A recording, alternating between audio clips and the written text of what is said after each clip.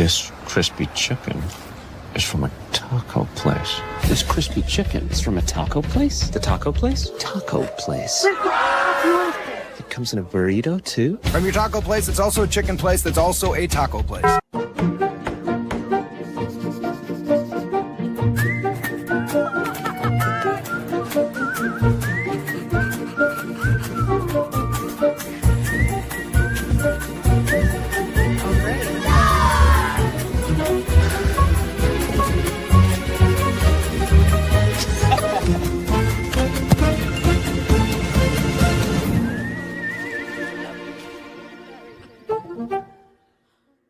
Check out the all-new Blue and Orange store at the Boise State Hall of Fame. The Blue and Orange store has your best game day gear. We're talking jerseys, hats, bumper stickers, car flags, more than 4,000 hats on the hat wall. If you want the best Boise State gear, make sure you check out the Blue and Orange store online at theblueandorangestore.com or the all-new Blue and Orange store down at the Boise State Allen Noble Hall of Fame.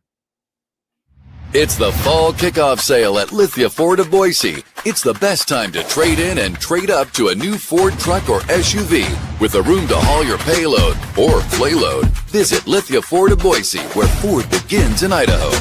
Bronco fans, the new Boise State trading cards are here, and you can only get them at Jackson's. Start collecting them today.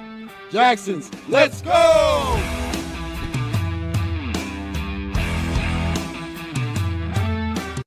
And final blade of grass. Done. And done. Who knew it'd take 2,007 man-hours to paint 47,962,053 blades of grass? Smells like game day. Whoa, it's not dry yet.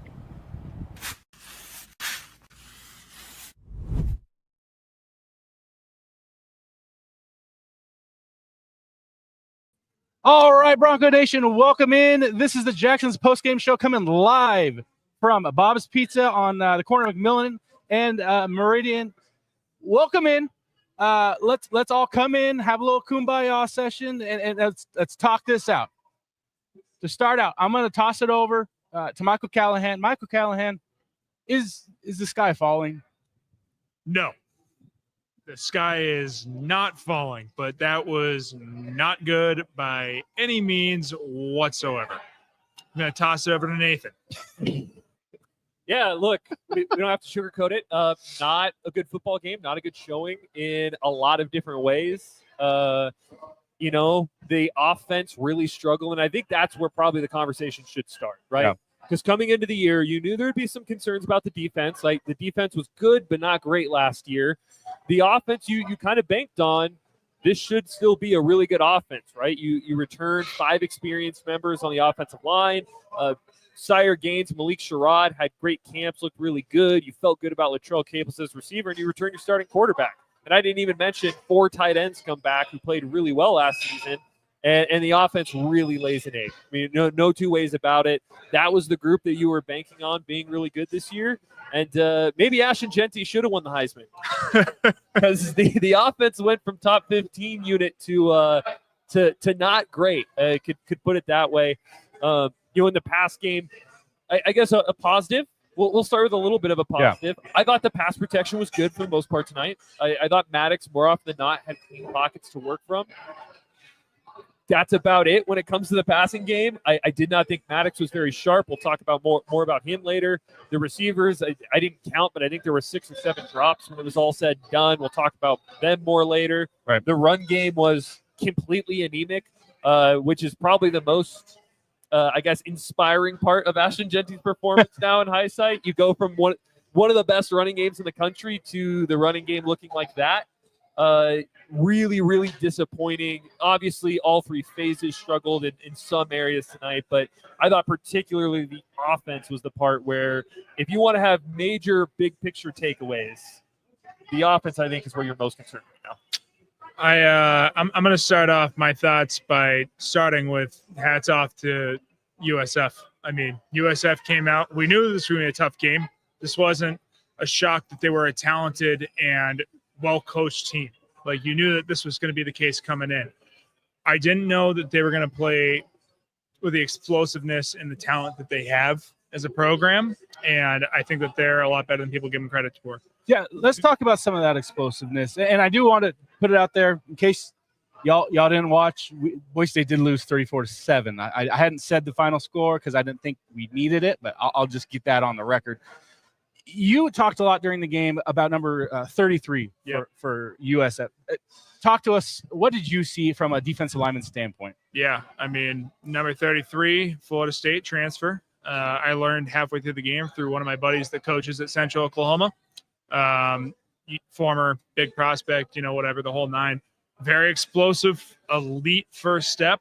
And you saw that a lot tonight. Number 33 on their defense for South Florida had a very chaotic game, to say the least. Raised a lot of havoc back there.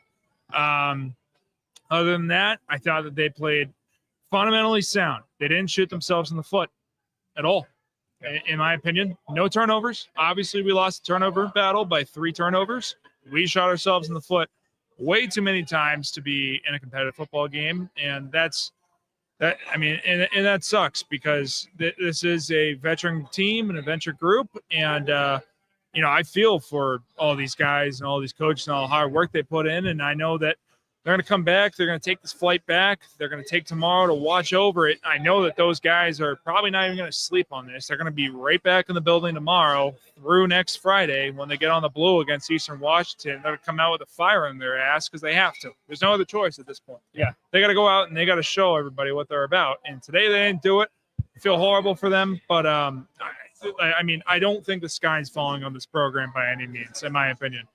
Yeah, and look, I will be negative tonight, I promise, but I am just going to start with a little bit of optimism because we knew coming into this game this was going to be Boise State's second toughest opponent, right behind Notre Dame. Yep. So just because Boise State loses this game in the fashion that they lose this game doesn't mean that Boise State's going 6-6 and that the sky has fallen, right? Right. Very good chance you're not going to see a quarterback as good as Byron Brown all season long. 100%. Very good chance you are not going to see athletes as good as USF had all season long. So there are some things that, as we project forward, don't burn the ship down. Don't go to downtown with your pitchforks quite yet. This game ultimately came down to explosives and turnovers. Yep. Boise State had a +6% success rate. So if you grade every play on just was it successful, was it not, Boise State had more successful plays than USF. Where Boise State struggled, USF had a 13% explosive rate, 92nd percentile. Boise State had a 5% explosive rate, 17th percentile. USF hit big plays. Boise State did not. And then the turnovers. Look, I tweeted it out. Boise State didn't play well. But when there's 4 fumbles in a game and USF jumps on all 4 of them, that's a pretty tremendous turnover luck. That's not going to happen very often, right? And as much as coaches love to say, getting a fumble that's on the ground, it's about grit and want. You go look at all the great coaches, it's pretty much 50-50 in their career on whether they recover a fumble or not. Boise State, they got some bad bounces. They didn't go their way, and they didn't play as well, and that's a recipe for a blowout, even for a team that I still think throughout looking forward the rest of the year, I still think Boise State's going to be a pretty good football team, just did not show it at all tonight. 100%. I firmly agree with you there, and I truly believe that they're going to get this fixed. As ugly as that was and as gut-wrenching as that was, I have the faith in the people in this program and both the coaches and the players alike and everybody involved with the Boise State football program. I truly think that this ship's going to get righted. Today was a bad day. Yeah. I mean, there's no question about it. Bad days do happen in football. There's not going to be an undefeated team in the country this year, just the way the college football playoff format works at this point. And I know that college football playoff is well out of anybody's front of mind right now. That's not an issue we got to worry about. They got to worry about Eastern Washington next. They got to go back and figure out what went wrong from a coaching standpoint and a player standpoint over the course of this week, correct it, and game plan for Eastern Washington so they can go out and have a dominant performance on the blue. And I do want to take a moment and welcome those that are coming in to a little late. This is the Jackson's Postgame Show presented by Jackson's. Make sure to go pick up your Boise State trading cards. They're $12.99 a pack at any Treasure Valley Jackson's location. Each pack contains 14 cards. You got a 1 in 10 chance of getting a signed card. Maddox Matson, Cage Casey, Jaden Virgin Morgan, and more. So that's Jackson's the title sponsor for this post-game show. Welcome in. We're just getting started here. I hope everybody hops into the chat. Now the chat, I know it might be rough. Let's keep it clean. But we will read your comments. Let's get started with that. That's the ICC YouTube chat. It's brought to you by Idaho Central Credit Union, which is now back as the official sponsor of Boise State Athletics. ICCU has NIL deal with 7 current Boise State athletes, including Cage Casey, Latrell Caples, and Maddox Matson. ICCU, make the switch today at iccu.com. Hit up that comment section. Let's talk. Let's go back to the first quarter. Chris Marshall touchdown. Cash the bet. Cash the bet. Nate, talk about Chris Marshall. Yeah, that's a positive. We cashed Chris Marshall anytime touchdown. Cashed Chris Marshall first touchdown. That's why you read the BNN preview. Yep. Yeah, he looked good to start the game. You know, had a nice explosive pass play early on, and then had the touchdown. And then I think he maybe got targeted one time the rest of the night. You know, we'll have to go back and look at the all 22. Was that Maddox not seeing him? Was that not getting opportunities? Was that, not getting open? I don't know what it was, but for a guy who had a phenomenal fall camp, I think through 2 drives, Boise State fans probably watched that and said, yeah, this Chris Marshall guy looks pretty good. He's making plays. And then kind of disappeared the rest of the game. I think the wide receiver room as a whole had a bad day. I don't think anyone in the wide receiver room had a good day. Ben Ford had a couple of catches. He had a pretty bad drop on a 3rd or a 4th down. Latrell Caples had a bad drop that could have been an explosive play. Really everybody, Matt Lauder, Matt Wagner, pretty much any receiver who was on the field had a drop at one point for Boise State tonight. And when you look at the stat line, you're going to see Maddox Matson was, I don't have his final stats in front of me, but you're going to see, I think he threw about 55% completion percentage. People note that and say that it's not good and needs to be better. He didn't get much help from the receiving room tonight because even when the balls were on target, he was decisive with the football. I don't think the receiver room did a great job helping him out. And one other thing with the wide receiver room, we talked about needing to see explosiveness. We didn't really see any downfield shots. And we didn't see any missed tackles and make a big play from the wide receiver room, right? That's one thing that you think back at some of the great Boise State teams, some of the great Boise State wide receivers, Cedric Wilson, John Hightower, Khalil Shakur, elite yards after the catch guys. We didn't see that tonight. When guys caught the ball, a lot of times they got caught. They caught the ball, got caught, got tackled, and went down. And when you can't have shiftiness, when you don't have yard after the catch explosiveness in the receiver room, I think it really hurts you. So, yeah, I thought the receiver room, it was a concern coming into the year. I think there was a little bit of optimism after the camp Chris Marshall had. Latrell Caples looked good in camp, but I think it's without a doubt still a concern that, talking to USF people, they were concerned about the secondary. They thought the USF secondary would be the weakness of the team, that they'd give up explosive plays. Boise State hit maybe one passing explosive today. I think that's a major red flag going forward for Boise State. Something that 100% has to be improved. I mean, at the end of the day, you got to generate explosive plays on offense. You got to eliminate them on defense. And I know we haven't even got to the defense yet, but the opposite happened on both ends. And these receivers got to create separation, and I know that's going to be a huge emphasis this coming week. I know that, they have all the talent in the world in that room to get the separation they need, and they also have all the talent to make those catches. And I know the drop balls came back to bite them pretty hard, and the final score isn't necessarily a reflection on how the actual course of the game went in some extent. But, at the end of the day, they just got to create more explosive plays, whether that be in the pass game or the run game, because they also have 2 heavy hitters in the run game, 3 if you count Dylan Riley with his explosive speed. They got to find ways to generate those explosive plays. I think you bring up an important point, too, of the score maybe not reflecting how the game was played. Yeah. Boise State was going for it, right? There were some 4th downs there where they could have just kicked a field goal, taken the points, and they decided to go for it and try to get the win. And then I mentioned the turnover luck. You can actually quantify turnover luck. And USF had about 7 points of turnover luck in this game. So if Boise State takes a couple field goals, they don't have the bad turnover luck. If you're looking at this as like a 27-17 game, let's say, or 27-16, yes, it's still a bad loss. Yes, Boise State was outplayed. But I think the blowout fashion that this game happened in was more so due to some of the game script and turnover issues than it was necessarily Boise State just didn't look like they belonged on the field with USF. Because I would say for 3 quarters, Boise State looked, for the most part, as talented as USF. They weren't creating the explosives USF did, but through 3 quarters, I think you felt pretty good about Boise State. end of the third quarter and then into the fourth is really where things unravel. And I think you go from, oh man, this is a loss, to Boise's getting blown out. How is this happening? So I think that's an important thing you bring up, of maybe the score not totally indicative of the quality of the two teams, to put it that way. And you bring up the talent, and that's something we talked about. You know, the talent gap there wasn't the issue by any means. It was all the execution. Yeah, on all three phases of the game. You know, they bring in a backup quarterback on a punt situation, and we give up a 47-yard punt fake touchdown on a deep bomb.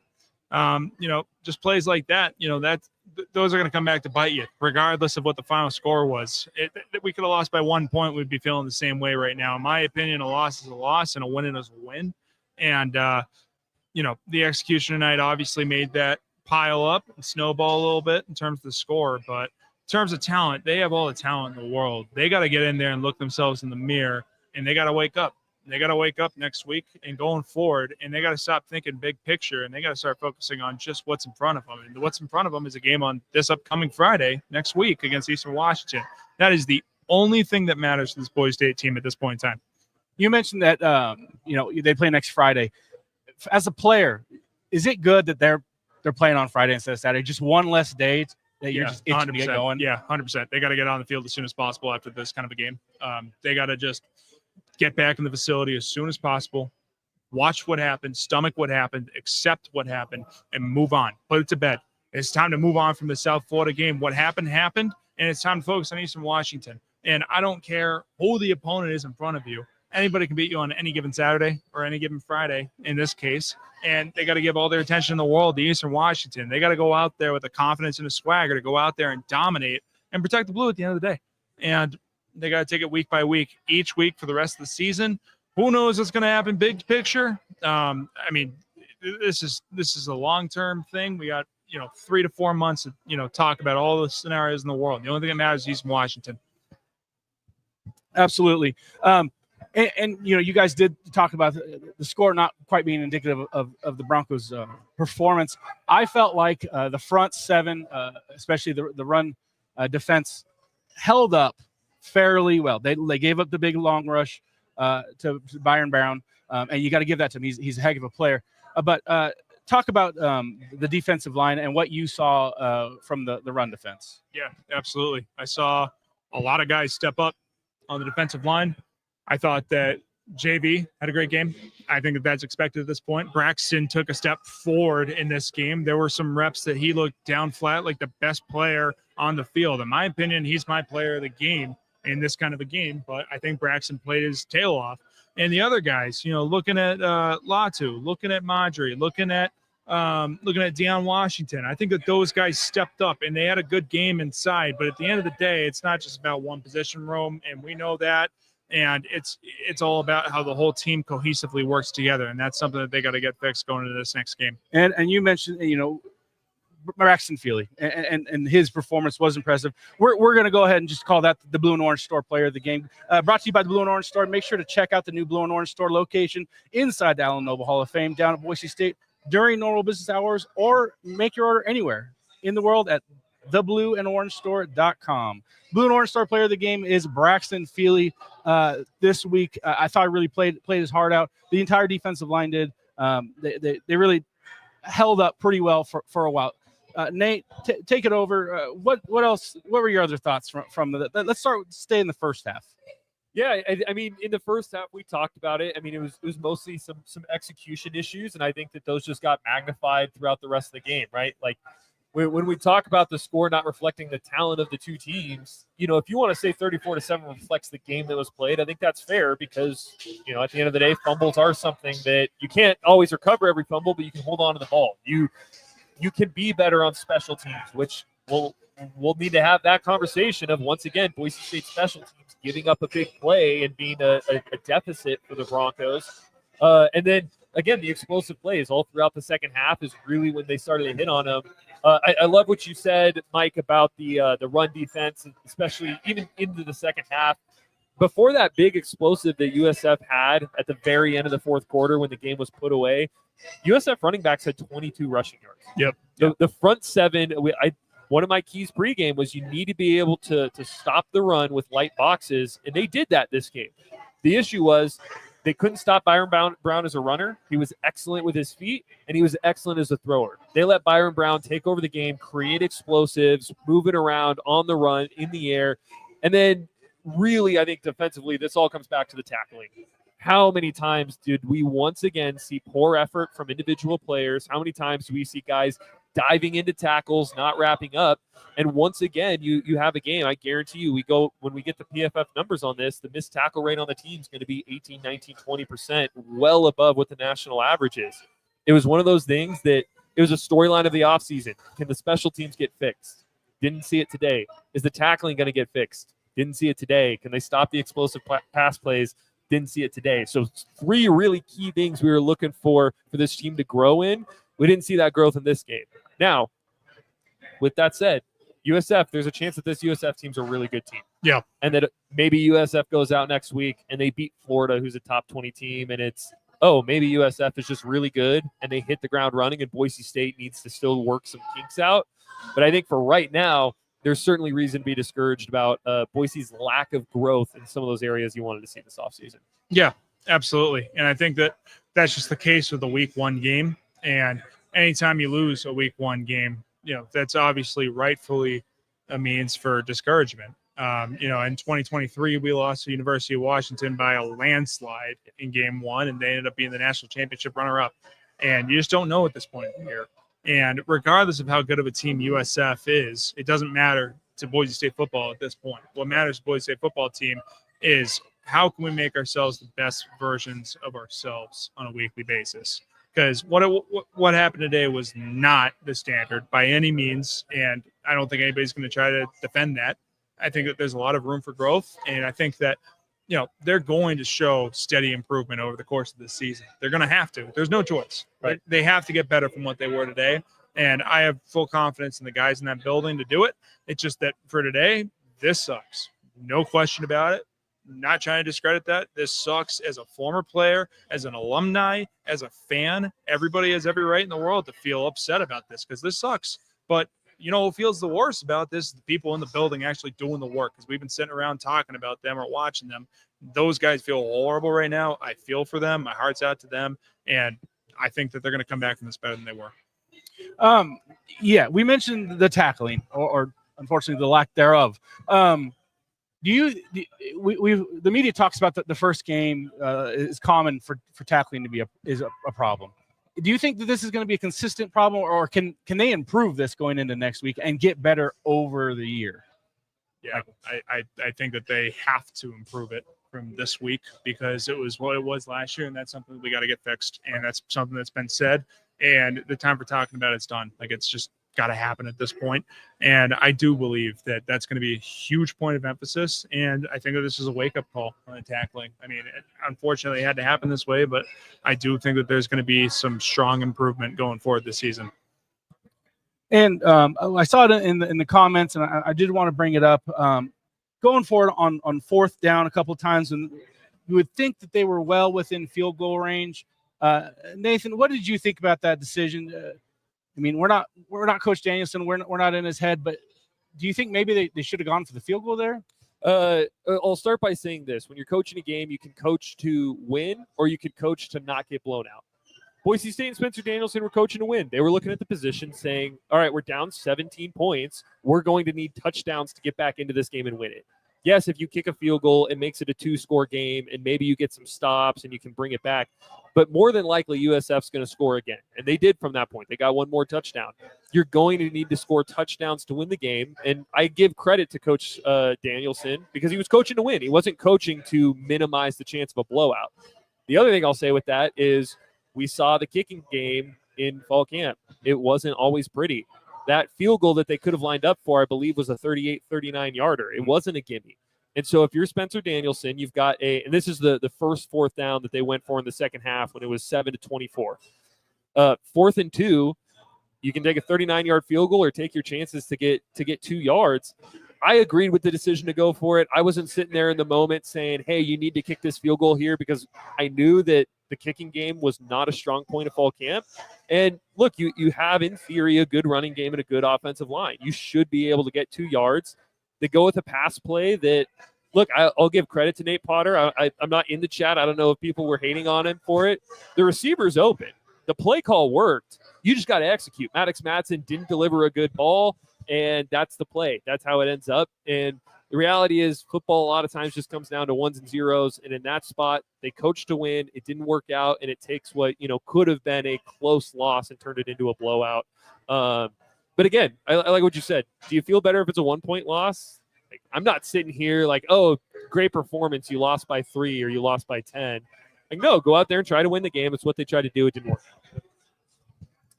Absolutely. And we all know we're all frustrated. And to answer your question, Nathan, pretty much everybody's catching strays in the comments right now, including Nate Potter. I definitely am. I'm getting texts about it. Let's go. Yeah, if you got any hate for the team, direct it towards me. I don't care. Let's go. All right. Let's talk about what we're going to call the Taco Bell turning point of the game, the fake punt. They sneak on a backup quarterback. Michael, who messed up there? Who should have identified that there's a backup quarterback on the field? Everybody. It's got to be somebody. Number one thing you got to look back. Anybody. You got to see that it's not the punter. Okay. It's backup quarterback. It's got to be communicated. Yeah, and I think that's just another case of, when you're looking at it, at the end of the day, we talk a lot about players and individual performance. That's a spot where if none of the 11 players are recognizing that that's a quarterback out there, I think that's a coaching issue. The players aren't prepared at that point to make the decision. Like, if one guy can even spot, hey, that's not the punter, to me, that means, okay, the coaches did their job, and you should be able to find an adjustment there. It seemed as if nobody saw the fake coming. Obviously, they get the play over on Franklin Johnson. When he hears fake, he turns around like he's playing, a hook zone coverage, and they just go right over the top. To me, that just shows a lack of preparation.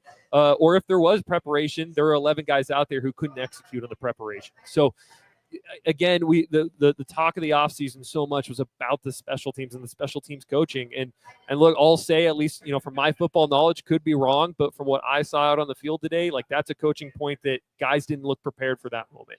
There were a lot of moments in this game that I wouldn't put on the coaching. I think it's easy to just throw coaches under the bus, but I think that's one of those times where if the players are prepared, I think you would have seen a somewhat different reaction than what we saw there. So. Yes. And that's like I said, that's going to be our talk about turning point. Unfortunately, that turning point was not in Boise State's favor. Hope you all go out to Taco Bell. They're a sponsor here, brought to you by your local Treasure Valley Taco Bell locations. Try all the new chicken and steak street chalupas, the $3 Chipotle grilled chicken burrito. I know I'm probably going to stop there on the way home and eat my sorrows away. How about that? I hope all of Bronco Nation does. Michael, let's talk about. So we were on air at halftime, and what do you think? What game plan changes did you see going into second? Any at all? Did you see any halftime changes? Yeah, I thought on defense there were a lot of good things out of the gate. I thought that they came out and made some good adjustments, and Byron Brown had some problems at first. I think that as the game went on and things started piling up on each other, I think that things started to get out of hand, and that's when you saw some of the fundamental issues such as penalties, tackling, ball security, things like that in that nature started coming back up, and that's just frustrating because you come out and you see that there were adjustments made, and then things start going the wrong way, and it just turns into what it turned into. So that's just frustrating for me. We've got Taylor Swift here at the Nebraska-Cincinnati game, so I know a lot of you guys are very curious about that one as you wallow away in Boise State in a blowout defeat. No, I think that look, I think USF, the coaching staff, did a decent job, but I don't think Boise State got significantly out-coached in this game, especially defensively. The defensive game plan, for the most part, worked. Byron Brown made some elite plays, and then it just came down to tackling and a couple of coverage busts. I will say I saw in a couple of comments people calling out like Jeremiah Irby for one of the big pass plays. I'm going to preface this by saying I want to double-check the all-22. But from what the angle that they showed on that play, it didn't look like it was Irby who blew that coverage. It looked like it was one of the safeties who came down on a crosser, and then they got in over the top behind him. Right, so that's one of those moments where you see an individual player who's near the big play and think, oh, Jeremiah Irby got burnt again. But then you look at the all-22, and it was like, well, no, it was actually Benefield there who stepped up and didn't do his job. So just I saw a lot of comments like calling out different individual players, and I saw that one in particular. Sometimes what you see on TV, Jeremiah Irby in that spot might be covering because someone else didn't do their job. So I think it is important to go back, especially on the coverage bust, and see, okay, who is the ones that actually made these mistakes, right? Just because McCoy was near the play wasn't McCoy's fault, or if Irby was near the play wasn't his fault. But I think the one thing without a doubt that we can highlight is, again, the tackling was a problem. A lot of the explosive runs, even some of the explosive pass plays came from just poor tackling. And at some point, I don't know, Mike, being in a collegiate locker room, how does the coaching staff midseason try to fix something like that? Like, what does the conversation look like now going into this week where you once again had a really poor tackling performance? Yeah, absolutely. And I'm just going to talk about this from like a holistic perspective of college football, because tackling week 1 sucks around the country. And you're going to see that all weekend long, not just the Boise State. I'm sure in this game up here, the tackling probably sucks right now. We're towards the end of the first quarter. As you get more reps and you get more game experience, the tackling is going to get better across the country, not just Boise State, but Boise State specifically. Yeah, that's going to be probably the number one point of emphasis. There's a lot of emphasis points that they're going to have to cover over the course of these 8 days until Eastern Washington, for sure. Explosives, tackling, turnover, ball security, the whole nine. But in my opinion, they're going to get out there back on the practice field on, Monday. I want to say Monday is the day that they're going to be back in full pads after this trip, and I'm guarantee you they're going to be at it with full tackling. Going back to some of the points that you made, I'm going to go to Byron Brown. Byron Brown absolutely showed out tonight. No question about it. That is a dude. We talked about it for weeks leading up to this game. USF has a quarterback that is a dude, and he showed that tonight. And he went back to his 2023 form after having a 2024 season-ending injury. I don't know if it was lower leg injury, but he looks healthy to me, and he played an outstanding game. Yeah. In terms of the pass, the coverage bus, the way that you look at that from both a coaching perspective and from a player perspective is it's not just on one of those guys. The coverage in the back end, the coverage and the pass rush works together interchangeably. If we're not getting home up front, and we're not getting pressure on the quarterback to disrupt his timing and not allow him the opportunity to make that kind of a throw, and we're screwed anyways. On the back end, if we don't have the right communication, then we're going to get burned like we did. So I don't necessarily think that it's on one specific dude. I think that everybody in there knows that this is a collective issue that's got to get fixed. Yeah, absolutely. Because and that's sort of why I made the point, because even here at Uncle Bob's, we see that big pass play, and some guy goes, "Oh, there goes Irby again." And you phrased it better than I did, right? Just because you see Irby there, it's probably not his individual fault, especially on a big play like that, where it looked to me like you're running a quarter scheme, like you're expected to have safety help over the middle there. So you're absolutely right. It's not a single player issue. It's a team issue. It's a culture and a collective issue right now. And regardless, has to be fixed. Has to be fixed. No question. Not trying to excuse that. Yeah, it has to be fixed. And I think that's where it's so discouraging, because last year it was a major issue. Yep. The coaching staff opted not to overhaul the room in the portal for the most part. Most of those starters are back, and the guys that they did bring in, Derek Ganter Jr. and Jaden Mickey, we didn't really see them get much run tonight.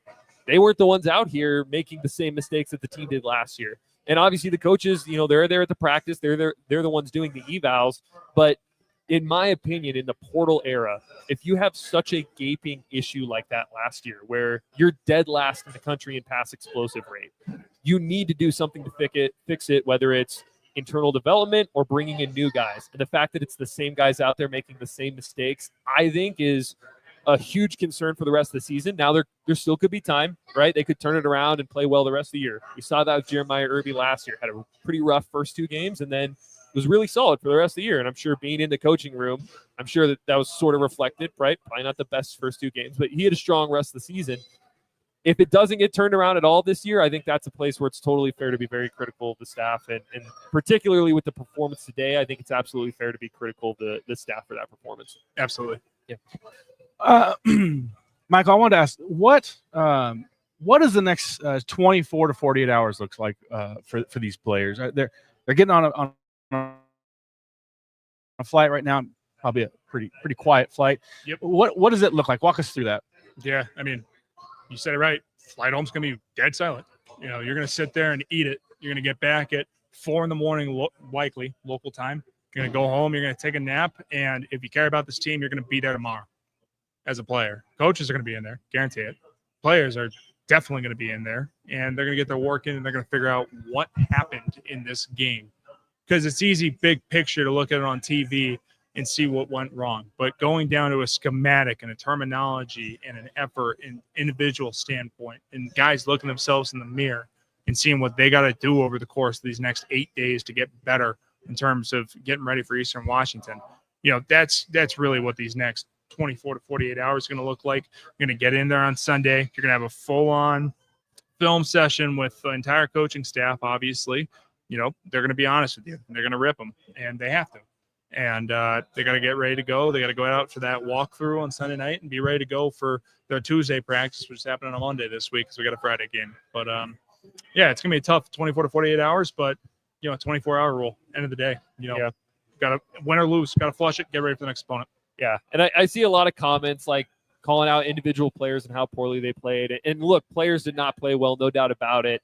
And the only reason I don't want to come up here and just put individual players on blast is because I haven't gone back and watched the All-22. And what you see on your first watch isn't always the case of what actually happened, right? You might think a guy had a really bad day, and it turns out he didn't have a bad day. Or a guy you think played really well. I mean, shoot, maybe we go back and Braxton Feely missed 6 tackles. Right. I'm pretty confident he didn't. Yeah. Right. He had a really strong first half, but it's possible that what you see on that first watch isn't always best. So for those of you who just want to bring out the pitchfork, start calling out individual players, you know, tune into all Bronco Nation news coverage during the week. You know, we'll be honest. We'll be critical of individual players. If we go back and I'm going to rewatch the game on the All-22, I'm going to dive into some of the analytics. And if individual players struggle, like we'll call them out. We're not afraid to do that, but I don't want to put too many individual players on blast here thinking they had a bad game. And then it turns out, you know, hey, you didn't see the whole game. You didn't watch them every play. They actually didn't do that bad. So, yeah, but we see your comments in there. I did see one comment about you think everyone's going to transfer after this game. You've been in the locker room. Is that the group chat? The group chat tonight on the way home was like, dude, we got to get out of here. I shouldn't have left Idaho. I mean, what? Like, dude, like this sucks. No question about it. Like, no sugarcoating it, both in terms of as a fan and as a player. Like, it sucks. And my phone is blowing up. I'm checking my watch every 5 seconds and getting more texts about how much this sucks. But not everyone's going to enter the freaking transfer portal over this. Like, I mean, they're committed to this team and this school. Like, they're disappointed. They want to make this better, and they have to make this better, and they're going to. So, yeah, and I think you don't want to overreact. Go back to the point where it's 7-3 and Boise State's driving. Yep. And I can't remember if that fumble was Malik Sherrod or Sire Gaines who had that particular fumble. Malik. Was that Malik? So you're up 7-3. You're in USF territory. You have a big run coming and Malik Sherrod fumbles. Go back and that's not a fumble. And you keep marching and you score a touchdown. It's 14-3. Like, how different does the rest of the game look? That's game script in these games matters. The momentum matters. Like, all those things matter. And, you know, guys aren't going to go home tonight and just say, well, actually, we suck. This team's horrible, and it's time to pack it up and go home. At least not any team I've been around, and not since I've been around Boise State. So who knows? Maybe there's teams like that. Nathan, I want to toss it back to you. Let's start diving into Maddox Matson, and then the comments are going to get ugly, but rough game. Dive into some stats that you got and some figures. Let's get into that. Yeah, I mean, I'll have some like better stats and figures once, you know, once those get posted later, probably tonight or in the morning. But you know, surprisingly, Maddox Matson actually had positive EPA per play. So despite as a whole the pass game not really being that efficient, when he threw the ball, it went well. Just off of my first watch, what I saw, I thought for the most part he seemed a little skittish in the pocket. There were times where he had clean pockets and he tucked his head and run when he probably could have stayed in there for another second or two. For the most part, like it wasn't pinpoint accuracy hitting you in the chest every time, but there were very few passes that I felt were wildly overthrown or wildly underthrown. And for the most part, other than the fourth down that was almost picked off, I think he had probably only one or two like bad decisions in terms of bad balls that could have been picked off. Make no mistake, it wasn't a great game. There wasn't those elite throws that you're like, man, that's why you have Maddox in there. That's why he makes big plays. He had one really nice throw to Matt Lauder in the first half. He had one in the second half to Cam Bates on a post route. But for the most part, I thought it was again. I'll give you more once we go back and watch the All-22 and get some more data on all this. But I definitely didn't think he was outright atrocious. I don't think he was the biggest issue with the offense today by any means. He also did not have a great game. And frankly, the offense needed him to sort of elevate the team today. And I definitely don't think that he did that. And I think that's fair. I totally agree. I'm not sure Maddox Madsen he wasn't the entire reason that this loss happened. That's for certain. I think he started out all right. Michael, let's toss over. So, Malik Sherrod, Sire Gaines takes Malik Sherrod takes the most carries as a running back, 11 carries for 27 yards. Sire Gaines takes 9 carries for 44 yards. Last season, obviously, we had Ashton Genty. He was the answer for everything. Danielson comes into the press conference, says it's going to be 50-50, and he was not lying. It's going to be 50-50. What do you think about going forward? Is it better to have one bell cow and then have someone come in and kind of fill, or be a different change of pace back, or are we going to see this 50-50 the rest of the season? It just depends on the players, and I think until one of these guys has a game that truly separates themselves, I think that it will be a 50-50 rep distribution between the running backs. I think that today it looked pretty even, and they have to, Sire had some real nice runs today, for sure. Yeah. Not trying to discredit that at all. Sire Gaines is a dude, and he will continue to be a dude for Boise State football. But I think that it's going to take some time, and until one of them separates themselves, I think that we are going to see a 50-50 rep distribution. I think in terms of the load that it has on your body, I think that a 50-50, running backs, I think that it's going to be better for keeping them both healthy as the course of the year goes over. Not everyone is Ashton Genty and is invincible and can take 35 carries a game. But I do think that, if someone proves that they deserve a stronger rep distribution, they're going to get it. So we'll see what happens over the next couple of weeks with those guys. Yeah, and I guess quick correction. I was accidentally looking at Max Cutforth's CPA per play. Maddox did have a negative EPA per play. So not great, not good. I'd say this, man. I thought Sire looked decent, and for him to only get 9 carries, I would have liked to see him get the ball more. I did not think Malik Sherrod had a good day. There were a couple flashes where he broke off bigger runs, but a lot of plays where it seemed like could have tried to find a hole and just a lot of kind of dancing around, right? Yep. And again, it's something that the coaching staff will have a conversation about, and whether that's something they coach or not, it'll either get worked out or they'll adjust the load. But it just felt like more often than not, when they were going to their base stuff, their inside zone, trying to run some of their stretch stuff, it was working better with Sire Gaines in there than Malik Sherrod. And then look, at the end of the day, when you talk about the running back room, both guys had a fumble tonight. And you've been around running back coaches, right? Like, fumbles are death. Yep. All security is job security. It's the one thing that they constantly hit on with Ashton Genty. It was like, hey, you're almost perfect. You got to hold on to the ball more. And for both of your top running backs to fumble, I think, Montgomery in that running back room is going to go home tonight, and they're going to be angry. They're going to be upset because nothing else matters if you're fumbling the football and giving the rock away. So I thought Sire Gaines was better tonight. For him to only have 9 carries, I think that he looked better. And I think personally going forward, I would like to see Sire maybe get more of a 70-30 rep share, just because I thought he had a much better game today than Malik Sherrod did. I agree, and that's kind of one of the reasons I brought it up. I feel like Sire pretty clearly was the better running back today. I think Malik Sherrod is going to be a big contributor on special teams, and I think he has a spot on this offense. I'm not sure they utilized him in the best way, which brings me back to the next point. Nathan, I'm going to toss it over to you. This was Nate Potter's first game as the offense coordinator, and I believe calling a game. I mean, playing from behind there in the end, maybe, that's not ideal. Overall, what did you think of Nate Potter's performance as a play caller today, Nathan? I didn't really have an issue with it. I thought time and time again, the issues were execution. Nate Potter's not the one fumbling the ball. Right. Nate Potter's not the one who had 6 drops, right? I think you could probably nitpick some things. I don't think it was a perfect play calling thing. But when I look at the offense's issues today, I think it was more of an execution issue than a play calling issue. Now, where I will be a little bit critical, we talked about the passing explosiveness and the need to create shot plays.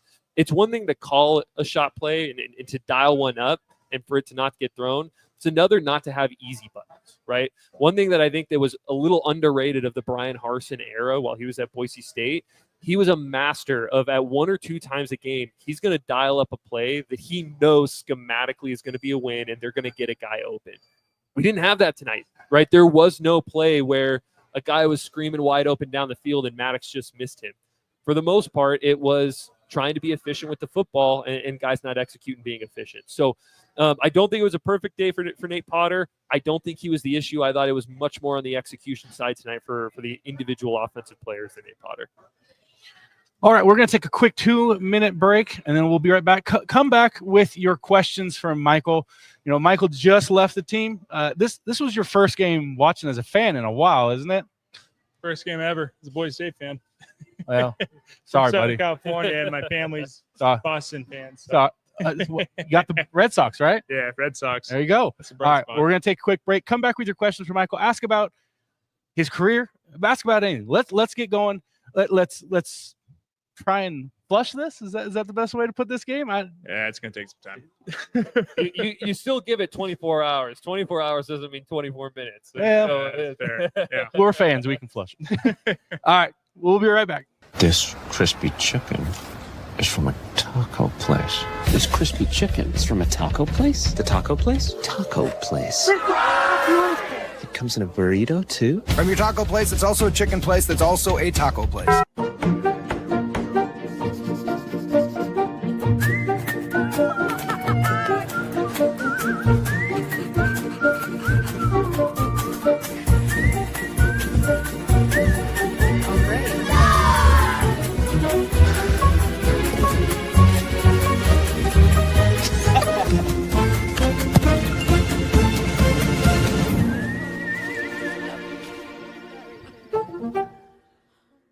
Check out the all-new Blue and Orange store at the Boise State Hall of Fame. The Blue and Orange store has your best game day gear. We're talking jerseys, hats, bumper stickers, car flags, more than 4,000 hats on the hat wall. If you want the best Boise State gear, make sure you check out the Blue and Orange store online at the Blue and Orange store. The Boise State Allen Noble Hall of Fame.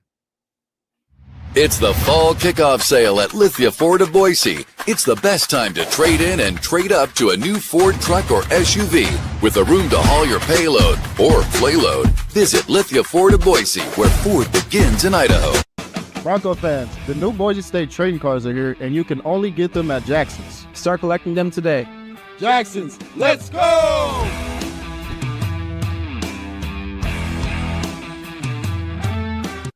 And final blade of grass. Done. And done. Who knew it'd take 2,007 man hours to paint 47,962,053 blades of grass? Smells like game day. Whoa, it's not dry yet.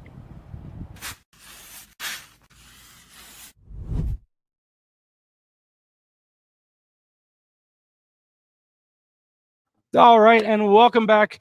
We are back here at Uncle Bob's Pizza. We had a great time here.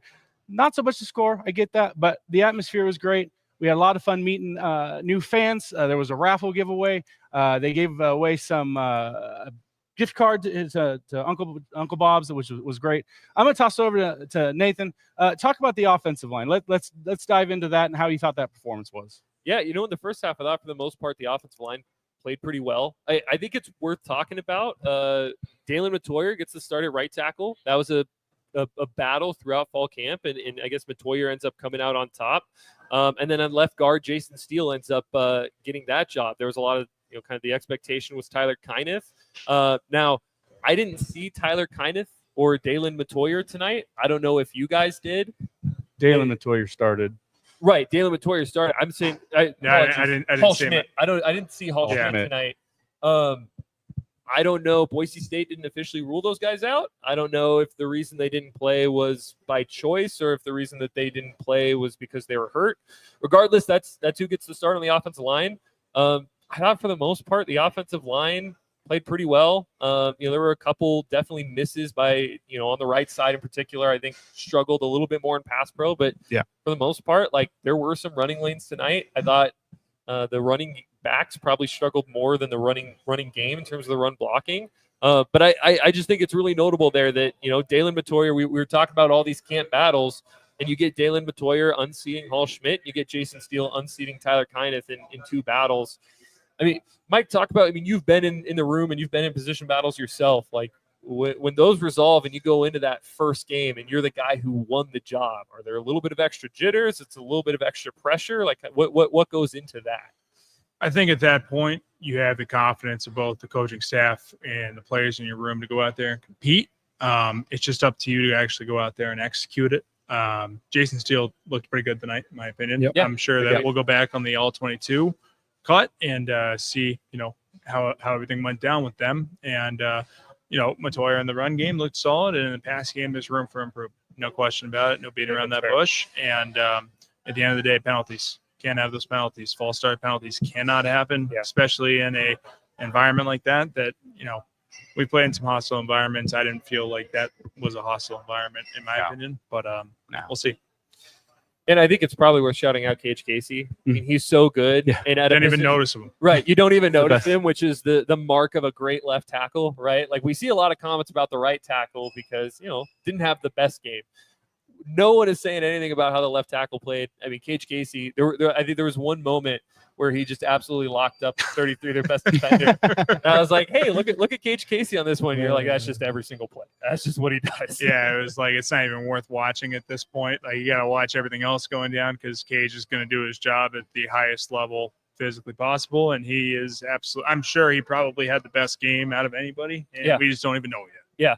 I think for the most part, though, I'd say going forwards, Chris, I think there's a lot to feel good about on the offensive line. Yeah. I don't think the offensive line got bullied today. There were some losses. It happens. Any position, you're going to have a loss here and there. But for the most part, offensive line was probably the strong point of the offense today, if we're being honest, right? If you're looking at running backs, weapons groups, quarterbacks, offensive line, I feel best about offensive line right now amongst those 4, at least going forwards. Absolutely. Yeah, I completely agree. That was the strength coming into the season. That's not going to change. Let's switch over to the defense. Marco Notriani, I can never remember how to say it correctly, goes down for a second, and we are all holding our breath. And it was real quiet back here, let me tell you that. Comes back in. Mike, what did you think about his performance today? Gritty, tough. Yeah. I have a strong idea about what that injury was. It's not, I'm not going to say it just because of, whatever. Yeah. You get the idea, but that's a tough thing to come back from, and he ended up doing it. Yeah. And, he played his tail off. There's things that he's got to clean up, and he knows that too, and that's not a knock on him because he's an unbelievable player. And, I would imagine that he's going to be one of the ones that steer this thing in the right direction coming off of this. And, it's just going to take a whole, the entire team's got to be in on this to right this ship at the end of the day.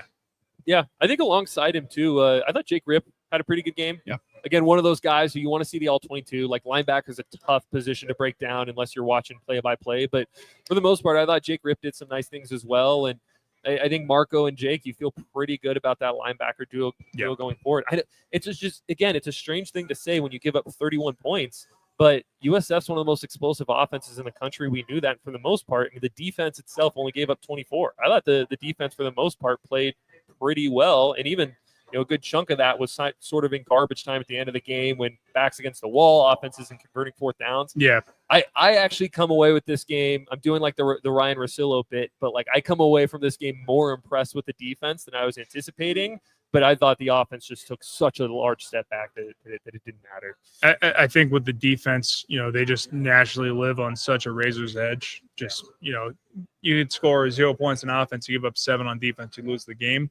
That they're going to look back on this game and be frustrated. But there were encouraging signs of improvement, in my opinion. They got home with 4 guys in this game. Yeah. A couple times. Yeah. And for sacks. And for me, that's huge. If we can get back there with 4, we can leave 7 in coverage. Eventually, that's going to start lean to improvement in the back end instead of leaving guys on an island. So if that's the remedy, awesome. If not, we'll keep on working and trying to figure out what the best way forward is. And Nathan, I'll toss it over to you. Going into Eastern Washington next week, the home opener, pick one thing off the pile of things to improve on. Pick one thing. What are you hoping to see improve the most? Explosiveness in the passing game. I mean, you knew that was going to be an issue coming into the season, and I think we'll go back and check. And I know everyone has their own definition. I think Spencer says an 18-yard pass is his definition of an explosive pass. I can only think of two off the top of my head: the one to Cam Bates and the one to Chris Marshall. To come out of a game with two explosive plays, I'm pretty sure Spencer has said that his goal is to be at 10 as a team between passing and rushing combined. Yeah. So. Maybe USF has an improved secondary and USF had the right game plan and the shot plays you dialed up didn't work. Like, it'll happen from some time. Sean McVay scored 3 points in a Super Bowl. Sometimes it happens. But when you're playing an Eastern Washington team who you just took their best player on defense, who is a safety, I want to see big-time plays. I want to see big-time pass plays. I want to see the offense come out and hit big explosive pass plays. I think that's the number one thing for me. The offense is the one who didn't pull their weight as much tonight, and so I think that's where you want to see the improvement, and I think the passing explosive game would be the big place for me. Yeah, and both passing and rushing at the end of the day, like you said, they're combined. Biggest, I don't care how you get them. You got to generate explosive plays to be competitive in college football. I mean, that's what makes college football different from the NFL. You look at the explosives. I don't know what it is on average, but obviously in college, you're going to have a lot more explosive plays because of the talent separation. And tonight we didn't have it. And rest of the season going forward, they got to do a much better job of creating those explosive plays, or else it's going to be really tough to sustain drives and sustain scoring drives. Yeah, I mean, they were +6 in success rate and lost by 27 tonight. Yeah. Like, it just goes, it matters so much to be able to hit explosives and to take care of the football, right? So even though that down to down, you might have been more efficient, like, if you can hit an explosive, it's a winning lottery ticket. And USF had the winners tonight, and Boise State did not. So, what about you, Chris? What do you want to see against Eastern Washington next Friday? Yeah, without a doubt, it's got to be start with tackling. I felt like the defense, for the most part, was pretty much in the right position. I mean, some of the run fits were off, don't get me wrong, but they were in the right positions to make the tackle, and they just simply didn't make it, and often didn't really even slow them down all that much to help their buddies get there. So absolutely, tackling would be where I would focus on. These guys are going to come out pissed off, and from what I've seen, pissed off sometimes makes them even more focused. So that's what I'm hoping for, that they're going to come in next week. They're going to defend the blue and show out. Michael, you got a Magic Fair one, and you can fix anything. What are you fixing going into next week? I mean, there's a couple of things you could choose. Biggest thing for me is the turnover battle. There's a lot of other things that I would love to get cleaned up, but I mean, you're not going to win a lot of college football games turning the ball over 3 times and not getting any takeaways. And I know that that's just a holistic view of it, but I think naturally things, the momentum of the game, the momentum swings that we had, I think the turnover battle is going to be a big storyline going forward. Yeah. And Chris, if you scroll up there, I think we might have Ahmed Hassanin in the chat dropping something in there. I saw a lot of comments come in here for Ahmed. So, while you're finding that, there you go. got Ahmed in the chat. Thank you, Ahmed. Let's go. Texting him right before I got on this. Good catch there, Nate. I appreciate you. Yeah. I missed that one. Thank you, Ahmed. I appreciate that. That's the one positive I got tonight. I'll say this, not Ahmed, but the guy who backed up Ahmed last year, Max Steech, again, got to go hit the all-22 and just make sure that he wasn't the one, blowing some run plays, but got in on a sack tonight, had a couple of pressures. I thought for the most part, Max Steech looked pretty good. And, we talked about, again, I guess we'll shift it over here. We talked about before the game. We didn't think the highest of USF's offensive line. It's a veteran group, but we felt like Boise State could win with 4. Yep. And for the most part, they did.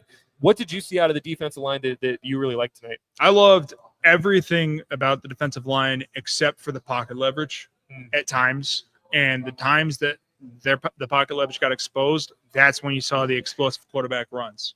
And to me, that was really the difference in the run game. I know the pass game's a different story, but you talked about the running backs had 22 yards before we got to the end of the game. And I think that's a credit to this front. And this front stepped up tonight, in my opinion. That is a bright spot of this team.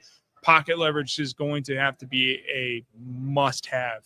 We played guys like John Mateer last year who are just outstanding mobile quarterbacks, and you don't maintain that pocket leverage, you're dead in the water. And we saw that a couple times tonight, but for the most part, I felt pretty strongly about them. Yeah, and I think the good news for Boise State fans is you don't see another Byron Brown this year. Nope.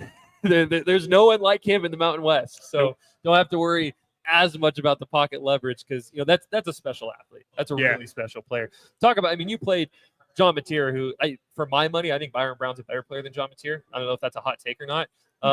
But talk about preparing for John Mateer, who is a very similar player to Byron Brown. Like, what's your mindset as a defensive lineman going into a game like that where hey, like John Mateer, Byron Brown, they're going to get to hit theirs from time to time, but you just need to try to slow them down in some ways. Well, first of all, actually, I think that is the perfect comparison. I didn't expect to see that tonight, but I do think that Byron Brown and John Mateer both look very similar, especially how they run their offense, and everything goes through them. And we knew that coming into the game, but we didn't know that. To this extent, I did not think that we were going to see a John Mateer-like player tonight, and we did. And going into that game, like I said, most important thing is going to be pocket leverage. One, you get into a pass rush situation because those guys can kill you with their legs, and we saw that tonight. And that's going to be a big emphasis for the rest of the year, regardless of if you're facing a mobile quarterback or not, because you can't give up free yards just because you got three guys on one side of the line of scrimmage and one guy on the other, and then you have a gaping hole. Mm-hmm. One thing I noticed, your former position there at defensive tackle, last year you guys ran a 4-man rotation. We saw about 6 tonight. I know for sure we saw Deion Washington, Latu. We saw obviously Feely and Madry. Saw Lopez and Keanu get in there too. And we saw Lopez and Keanu. So they went 6 deep tonight. Obviously it's a strength being able to rotate in guys. Having been, sort of one of those rotational guys, is there an advantage to, hey, I want to be out there 40, 50 snaps a game and get my reps in? Or is it one of those things that you want to be fresh and you'd rather have 30 great reps than just 45, more reps? Against a high tempo offense like this, absolutely 30, great reps across the board and getting guys their share of reps. Against a slower pace, personally, I think that the stronger player should be on the field. But I also think that those guys showed some stuff tonight. And I think that, just off the top of my head, going Braxton, Michael Madry, Lopez, and Deion, all 4 of them deserve to at least be in the rotation. And then David Latu had a great sack first drive of the game. David Latu is a great player. These guys all deserve to get some reps. Yeah. You'll go back and you'll watch it. There's a lot of things to be upset about, but the defensive tackle room played their tails off tonight. Yeah, I thought so as well. And it's so funny. One of the big questions was, how do you replace Michael Callahan and Herbert Combs and Sheldon Newton, right? You lose a lot of snaps in that room. And somehow I think Boise State hit on pretty much every transfer. They absolutely hit. Yes. Lopez Sanusi, Michael Madry were 2 guys that the coaching staff have loved. Developmental guys. They both took leaps. Like, what we thought could be the single, with the most turnovers, it could be the biggest liability on the team, I thought was probably the point of strength. Yeah, I completely agree with you there. Yep. All right, folks, we're going to wrap up here from Uncle Bob's Pizza. BJ's coming on here in just a moment. He's going to have the post-game interviews. So stay tuned for that. I hope next time you get the opportunity, I hope you come and hang out with us at Uncle Bob's. It was a lot of fun. Obviously, we didn't enjoy the score quite as much, but we had a great atmosphere. So we'll kick it over to BJ here in just a minute, and we will see you next time. And final blade of grass. Done. And done. Who knew it'd take 2,007 man-hours to paint 47,962,053 blades of grass? Smells like game day. Whoa, it's not dry yet.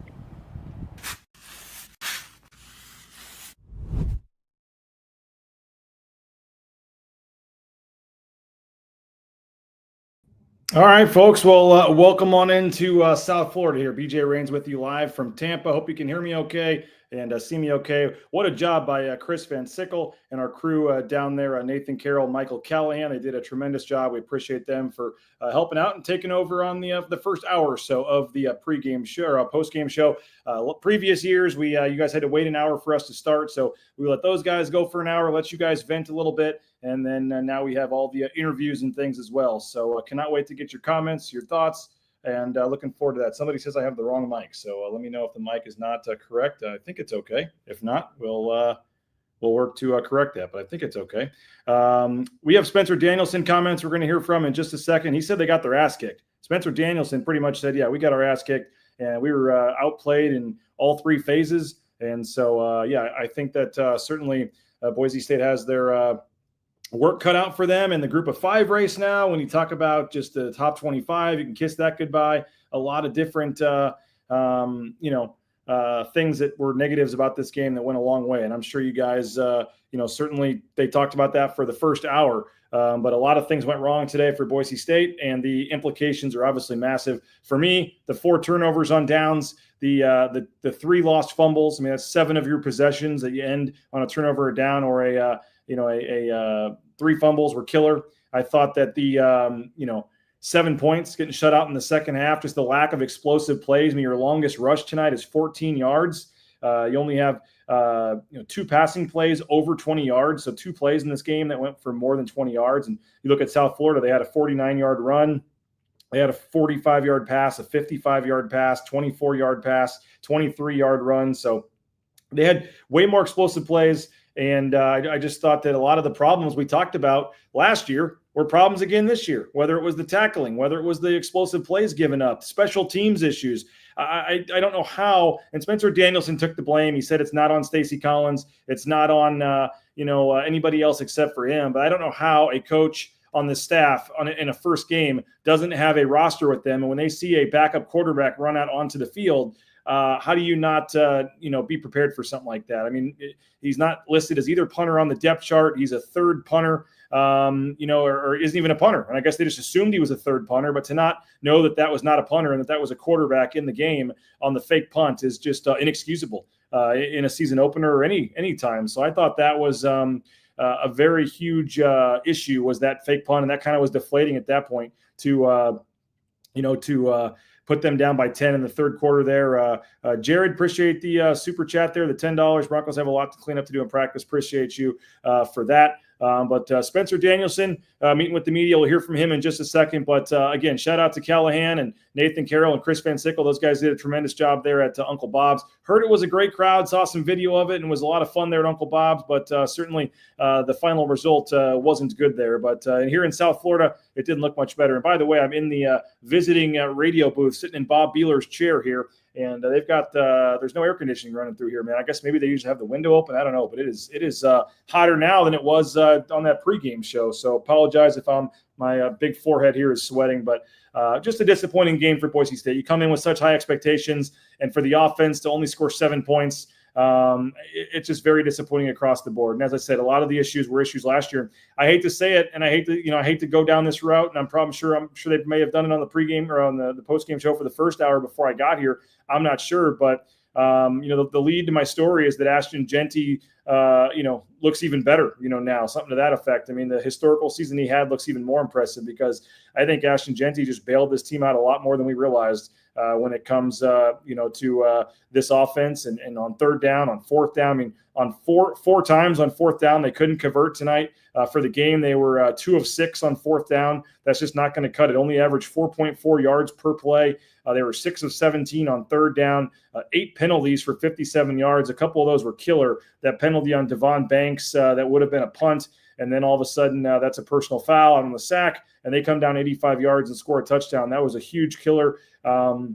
There are just too many mistakes you can't make. You can't fumble 3 times. You can't, as I said, have some of the penalties. Daylon Matoyer had a couple false start penalties. There were some other penalties on the offensive side. You just can't make those kinds of plays. And I hate to say it, but certainly Ashton Jeanty may have masked a lot of the problems that this team has. And so, I was a little perplexed by the running game. I know we were told Sire Gaines and Malik Stroud would have similar carries, and they did. But Malik Sherrod just really didn't have much going tonight. Only averaged 2.5 yards per carry. I would have given Sire Gaines a little more action. He was averaging 5 yards a carry, had 9 attempts for 44 yards. And maybe they were easing him in with the injury. I don't know, but I'd like to see Sire Gaines get 15-plus carries a game. 9 carries really is not enough for me for Sire Gaines, in my opinion. So I'd like to see that as one change next week. I would give Sire Gaines more carries. I mean, he was third on this team in carries if you talk about Maddox Madsen actually having 11 carries himself. But Dylan Riley, I know we heard a lot of great things about him coming out of camp, and that's great, but I'm not sure 7 carries for Dylan Riley is what we need either. I mean, the breakdown was 11 for Sherrod, 9 for Gaines, 7 for Riley. I would have expected a bigger gap there in the carries, and so I think some of those carries that Dylan Riley got probably should have gone to Sire Gaines, to be honest. So, I think that Sire Gaines needs some more carries.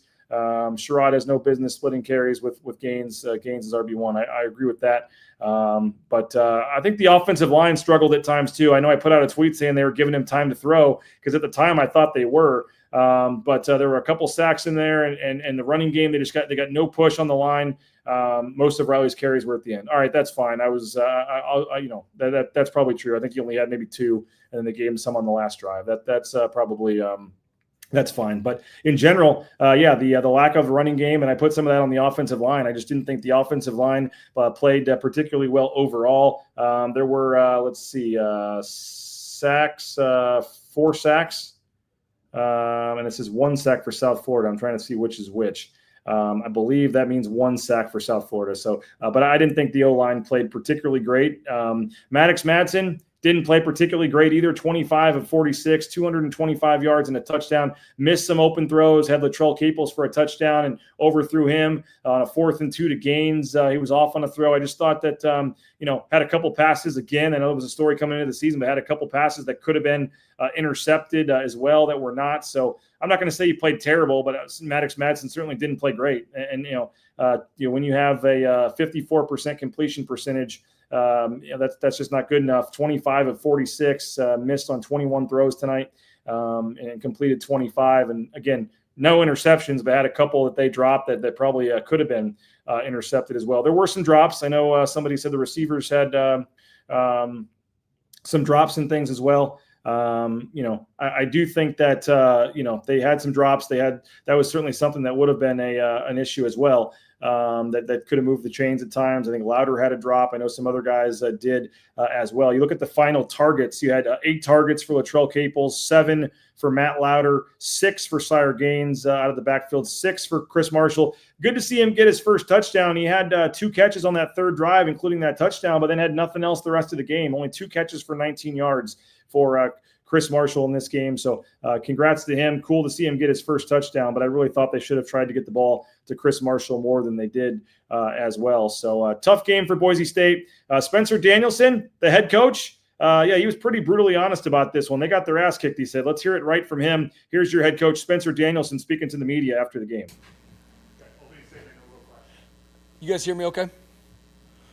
Well, just like anything, man. I mean, this one hurts, but I still thank Jesus in all things. I'm thankful to be able to be a part of this amazing team. Thankful to be a part of this amazing program and have an impact on these kids in all things, more than just football. And tonight was hard, man. That's frustrating. As a competitor, that hurts, man. You see the work our guys have put in from January to now, and we got beat in all 3 phases. I mean, that happened. And hats off to Coach Golish, his staff, his players. I mean, from special teams to offense to defense, they beat us up. And that's, like I said, I'm going to give credit where credit is due. They got a really good team, and they did a really good job against us tonight. Now, I also know, and coaches will say this, but I truly believe in my heart we're way better than we played tonight. And as the head coach, I take full responsibility for how tonight went, for how our guys played, for how they operated and executed in critical moments. And that's on me. And I got to go back to look at how we can learn and grow from this. No matter win or lose, you have to learn and grow from week 1 to week 2. That's where you grow the most. Obviously, man, it's much better to learn from a win. That didn't happen tonight. And once again, that's on me to make sure we get it fixed. And we're going to look at it, watch the film, look how we prep for it, look what some things we did prior to the game. We're going to fix it. That's the beautiful thing about this game is there's answers, right? If we don't play well in a certain phase or things went wrong, we got to fix it. We're problem solvers. I'm not a problem pointer. It's on me. We're going to get it fixed. And we got a great staff, and we have a phenomenal group of players that I know is hungry to learn from this, right? You look at the game. I mean, we come out, get our touchdown first. We come out of down 3 points, I think it was, in the second half, and we've been a team that can wear a team out and win the second half. We got shut out in the second half offensively, and they put up a bunch of points. So hats off to them.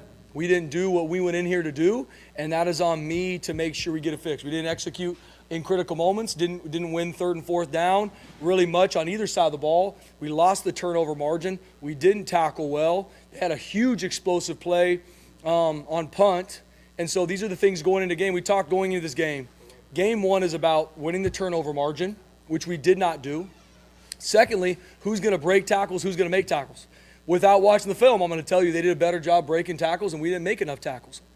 And then finally, who's going to make an impact play on special teams? They did, right? We got a big-time stop by our defense, 4th and 6. They did a great – we didn't execute. That's on me. And they got a big-time play on punt, the fake punt to score, right? So that flipped the tide, and we didn't find a way to come back from that. Once again, that's on me. A huge learning moment. It hurts. I take full responsibility. That's not that's the cliche thing to say I do. It hurts my heart. I love this team. I love Bronco Nation. How we played tonight was not by any means up to the standard. I know we're going to grow from it. So with that being said, any questions? A lot of the things you're bringing up are also issues at times last year. Yeah. Special teams and tackling and different things. How much more frustrating they get. Yeah, BJ, it hurts.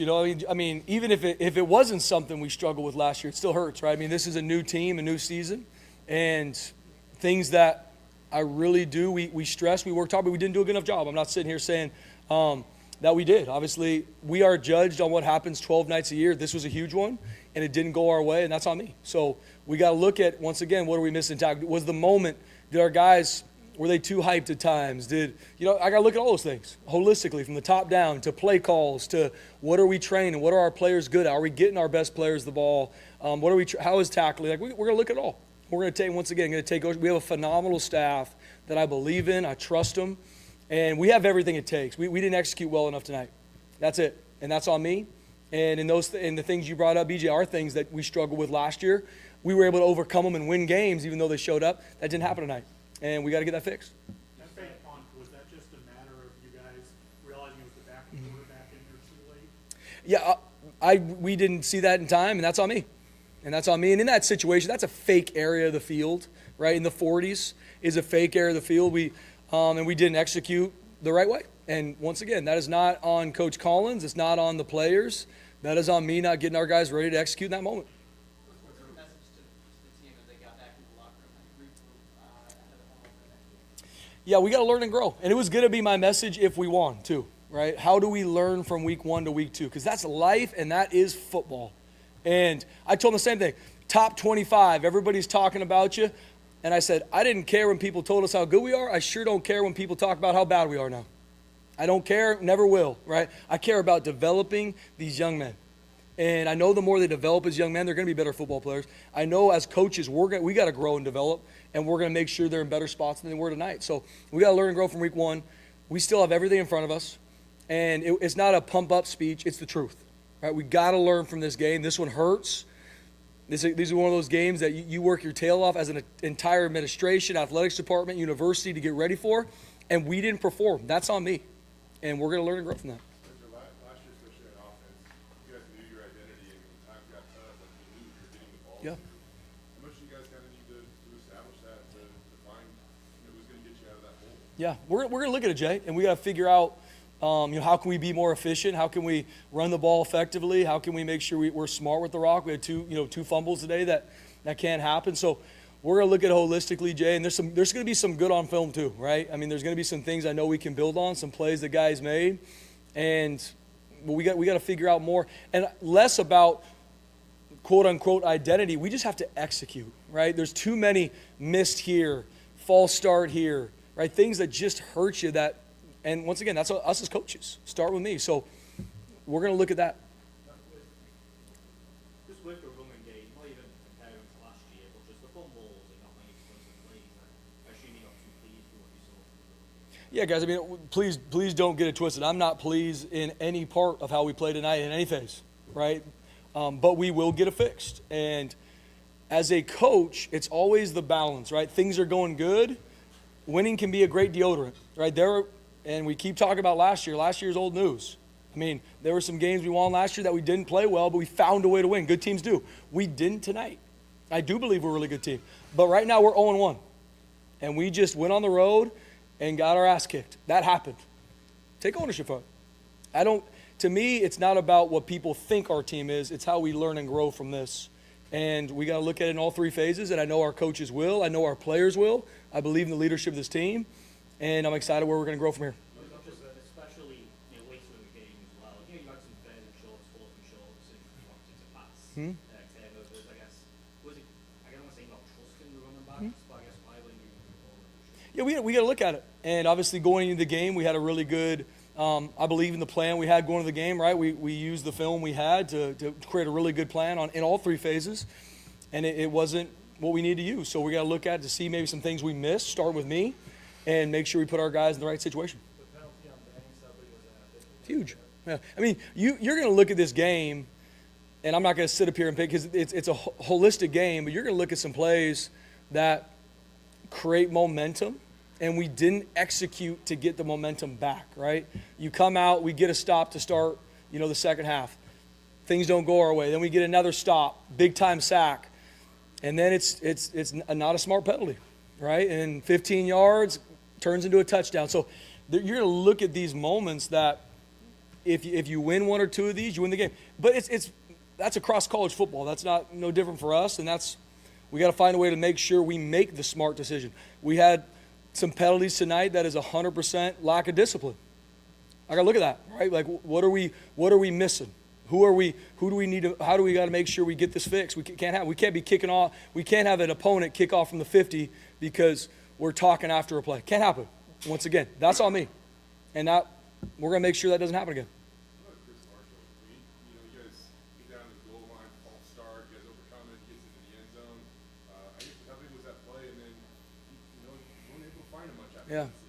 Yeah, it was a huge moment for him. So glad he was able to score. And then we weren't able to give him the ball later in the game. Going to look and see why. And figure out from protection to the throw to him getting open. We'll look at it, Jay. I mean, he's a playmaker. We got to find and get the ball. We got to make sure Latrell gets his touches. Louder, we got to make sure Malik and Sy get their touches. And we got to be efficient. We had too many third and longs tonight that for a good defense, that's tough. All right, that's tough. So we got to make sure we're efficient on first and second down. So then we hold the cards. To your point, John, then we can run it. Can we throw? We can be efficient there. No offense is built to be in third and long as much as we are. I don't have the stats on me, but I'm sure it was a good amount. I think it was that first fourth down you guys missed. Still a 10-point game midway through the third quarter. Just what was the decision behind that? Yeah, in a game when it's a two-score game and you're in striking distance, you got to find a way to get touchdowns. And for me, going to a game with a plan every single time, if we're in that 4th and 3, 4th and 4 range, we're going to be ready to be. I want to be on the attack. I want a defense and a team to know we're going to be on the attack. You don't win games by going out there kicking field goals. That's just the reality. Now we have a great field goal kicker, and I trust him. But I want to be on the attack. Just like anything. We make that fourth down, we go score a touchdown, everyone's looking at me like, great decision, right? That's the seat that I'm in. And if I did it again, I'd make the same decision. You mentioned explosive plays. I know you had the late 31-yard pass to Bates, but you had a 24-yard pass, a 20-yard pass that was it, and 14 yards for the longest run. Yeah. I know you have faith in this offense, but in terms of not being able to get explosive plays on. Yeah, you have to be explosive on offense. That's why, without looking at the stats, I can promise you it probably wasn't even close tonight, right? They were explosive, and you see that. Our defense did a good job, explosive play breaks, right? Either a missed tackle or the quarterback's loose, and that leads to touchdowns. And on the flip side, we weren't explosive tonight. We were not explosive enough on offense. We got to look and see why. Why? Like play call, who we getting the ball to? Are we efficient enough? We're going to look at that. Obviously, you never want fumbles, but how much more deflating does it make it when you have a great drive and then they just end up on the floor? Yeah, guys, the turnover margin is a huge part of winning football games. If you look at whoever wins the turnover margin and wins the explosive battle, it's like 98% of the time you win the football game, college or NFL. And we lost both those tonight. So without even looking at any of their stat, they won the turnover margin, they won the explosive play battle, and that hurts you. So, turnovers are, you got to find a way to get them on defense. We didn't get any tonight. We got a huge 4th and 1 stop in their territory early in the game, which is huge. where we didn't take the ball away at all, had a lot of opportunities. Ball was on the ground a couple times. We got to find a way to get that on defense, and we didn't, and they found 2. Yeah. Yep. How do you just kind of look at this loss big picture-wise, and how do you work that out for you? Yeah, really not looking at a big picture, BJ. For me, and it was no different last year when you'd win and everyone tell you what you had to do to make the playoff. For me, this team needs to grow from week 1 to week 2. That's it. And if we can continue to do that week in and week out, we're going to let the chips fall where they may. And I believe in this team, and I believe what we can do. We got a great schedule in front of us, and I know we're still going to get everybody's best. Whoever we play, Boise State's coming to town, and they're going to be ready. And I promise you South Florida was, and obviously we were not. And that's on me as a coach. Appreciate it, fellas. All right, there he is, Spencer Danielson, speaking with the media after the game, and again said that he was that they got their ass kicked, and all 3 phases got beat, and a lot of comments coming in there in the chat about that. And apparently, I was the only one that overhyped this team, so this is my fault that I overhyped them. I saw a couple people saying in the chat there. So if I overhyped them, then I apologize. I didn't vote for them for the top 25, and I mean, not to say, I thought this team would be good. I certainly didn't see that coming tonight. But if anybody listened to the morning show this morning, I said I was still worried about the secondary. Well, I got the same coach back and a lot of players back in the secondary from a group that really struggled last year. So I don't want to say I saw that coming, but I said, hey, there's a lot of talk and a lot of excitement over the secondary, and I don't really see where it's coming from because they got to go prove it to me. And I said that this morning on the morning show, and if anybody was listening this morning, I was worried about the secondary a little bit. I said they got to show up and prove it. And obviously, they gave up 3 passing plays that were super long. They had a 55-yard passing play, a 45-yard passing play. They gave up some huge explosive plays in the passing game tonight. This defense, I thought, just really struggled tonight. I mean, you can in all areas. They didn't play great, certainly. And the offense didn't help. 7 points. I mean, yeah, you're not going to win a game when you only score 7 points. So I certainly think that it starts with the offense and just their lack of being able to do anything. I mean, even when they would get a drive going, it would take them 6, 7, 8, 9, 10 plays to get down near the goal line. There just were not a lot of big explosive plays. There was no home run, 75-yard runs that you'd get from Genty last year. And the turnovers certainly didn't help, as somebody said in here. I think that those were huge. I mean, the Malik Sherrod one, certainly after he made a catch, but the big one was the Sire Gaines one. I mean, Sire Gaines, you're inside the 15-yard line about to score, and Sire Gaines gets popped and the ball pops out. I mean, that was a killer fumble, and I'm trying to think exactly when that happened, but I think that was at a point in the game where Boise State was either about to take the lead or was in a nice position to. I'll check my notes here right now. The fumble from let's see. I'm trying to see where that came from, but that was a killer fumble. That was when they were down 10-7. Down 10-7 after USF had just scored after the penalty on Banks. Boise State, they score, take the 10-7 lead. Boise State's coming back, trying to get some points there before the half, and that was at the 14-yard line that Gaines fumbled that ball, and that was a massive play in my opinion because I really think Boise State would have regained the lead there and certainly had an opportunity to kind of take some momentum back before the half, and that certainly didn't help at that point. But a lot of problems, and I mentioned offensively, just no explosive plays. But I didn't think defensively, they played all that great either. As I mentioned, giving up some big plays. Byron Brown, was 16 of 24, completes 67% of his passes for 210 yards. And then you give up 43 rushing yards and 2 touchdowns to Brown, including that 23-yarder for the touchdown, which was a back-breaking play there as well. So, Boise State, no, they will not still be in the top 25. That people are asking about that. There's no chance of that. So Boise State certainly will fall out of the top 25, and it'll be a while before they can get back there because you suspect none of the next couple weeks you could do it. And you got a tough stretch here. You got to go to Air Force here in a couple weeks. It won't be an easy game. And then you got the Notre Dame coming up. I mean, they're going to have to really work here but for a good record, maybe 3-2 here after the Air Force or after the Notre Dame game at this point, because I don't think going to Air Force is an easy win by any means. I didn't think that before, and definitely don't think that now. So I think that they've got an uphill battle for sure when it comes to trying to get this thing turned around. And Mike Sanford says, appreciate you, Coach, for jumping in the chat. Doesn't want to see a world that exists that you can make the CFP. I would assume after you lose a game like this. But they're going to, Notre Dame would be a second loss now. They're going to be if they win every other game, that includes at Air Force, that includes UNLV at home. I mean, there's still some tough games left on this schedule, and you're going to have to run the table, except for Notre Dame, just to be 10-2. And all of a sudden, I don't even know if 10-2 is good enough to get you into the playoff at this point. So it was a disappointing game from start to finish all around. Not a ton to like about this one, no doubt about it. We're going to hear from Marco Notriani. I want to hear from Matt Lauder as well. We got some player interviews that we want to get to here, but I do want to thank rowpaint.com, our title sponsor, the best in the business. All your painting needs, whether it's interior, exterior painting, those concrete coatings, all your painting needs, make sure you hit up our title sponsor, Andy Rowe, and rowpaint.com. Idaho Central Credit Union, you see the backdrop now has them on it there, and just nice to see their logo and Boise State's logo back together.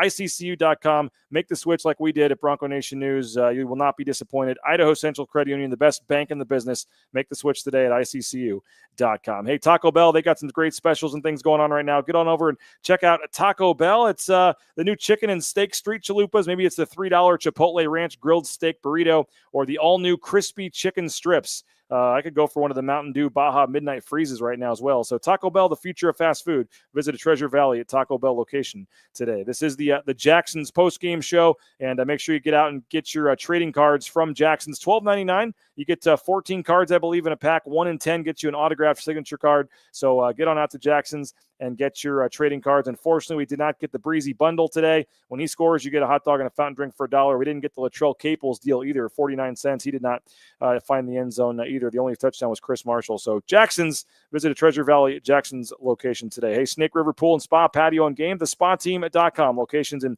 Twin Falls, Boise, Meridian, Tampa. They've been around since 1978. Thespateam.com is their website, and whether it's a sauna, whether it's a spa, whether it's a pool table, dartboard, they got you covered. Check them out, view all their options online at thespateam.com. Hey, the Blue and Orange Store, and don't forget we got Matt Lauder and Marco Notriani interviews coming up here shortly.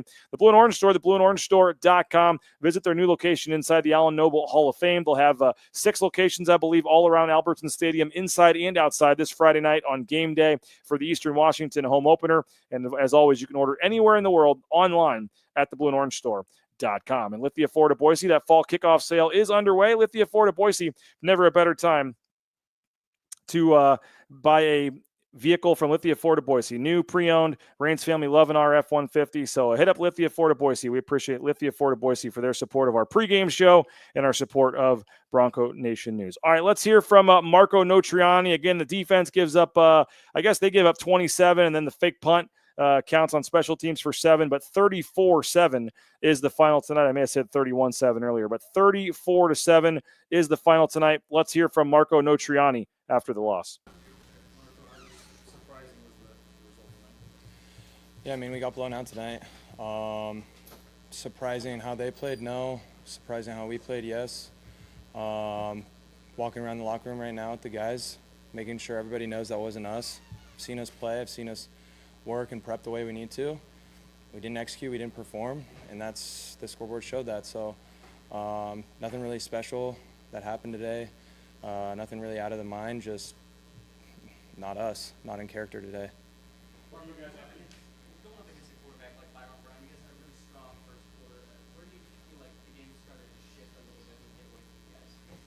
Yeah, I think defensively we start popping gaps. Guys didn't fit run as fast as they needed to, and that causes a lot of problems, especially when a team does tempo. So, and especially with a high caliber quarterback like Byron was, he's going to make you pay. We had a lack of discipline, and we didn't execute on that. What do you guys have to do to make sure this doesn't snowball into something even worse? Yeah, I mean, I think it's just making sure we hammer exactly what happened, take accountability for it, and not freak out. It was a tough loss, super out of character today. We're going to rally together and just take it one game at a time like we've done in years past. And when we start looking too far ahead, there'll be some issues for the Broncos. I know that wasn't us tonight. I'm not worried. I know we'll bounce back and I know we'll be better, but we need to take the steps to do that.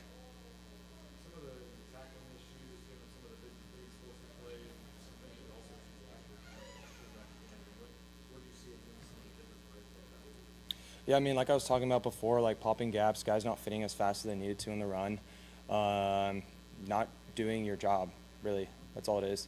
Tackling first game is always usually iffy, but got to get guys on the ground, got to wrap up, got to shoot them low. That's a big kid that we went up against at quarterback, and running backs made us miss too. So making sure we grab body parts, target low, just do your job. Yeah, I mean, big play, nothing that defense can control. Making sure guys stay in it, take it one play at a time, one series at a time, make sure we get the ball back to the offense as much as possible. At times we were doing a really good job of that, getting the ball back to the offense, and then at times we looked terrible. So we let them drive the field on us a couple times, and that's really the difference there. With the penalties, especially on defense, you guys don't usually do guys. Just what was the case? Yeah, I mean, just got to play smarter.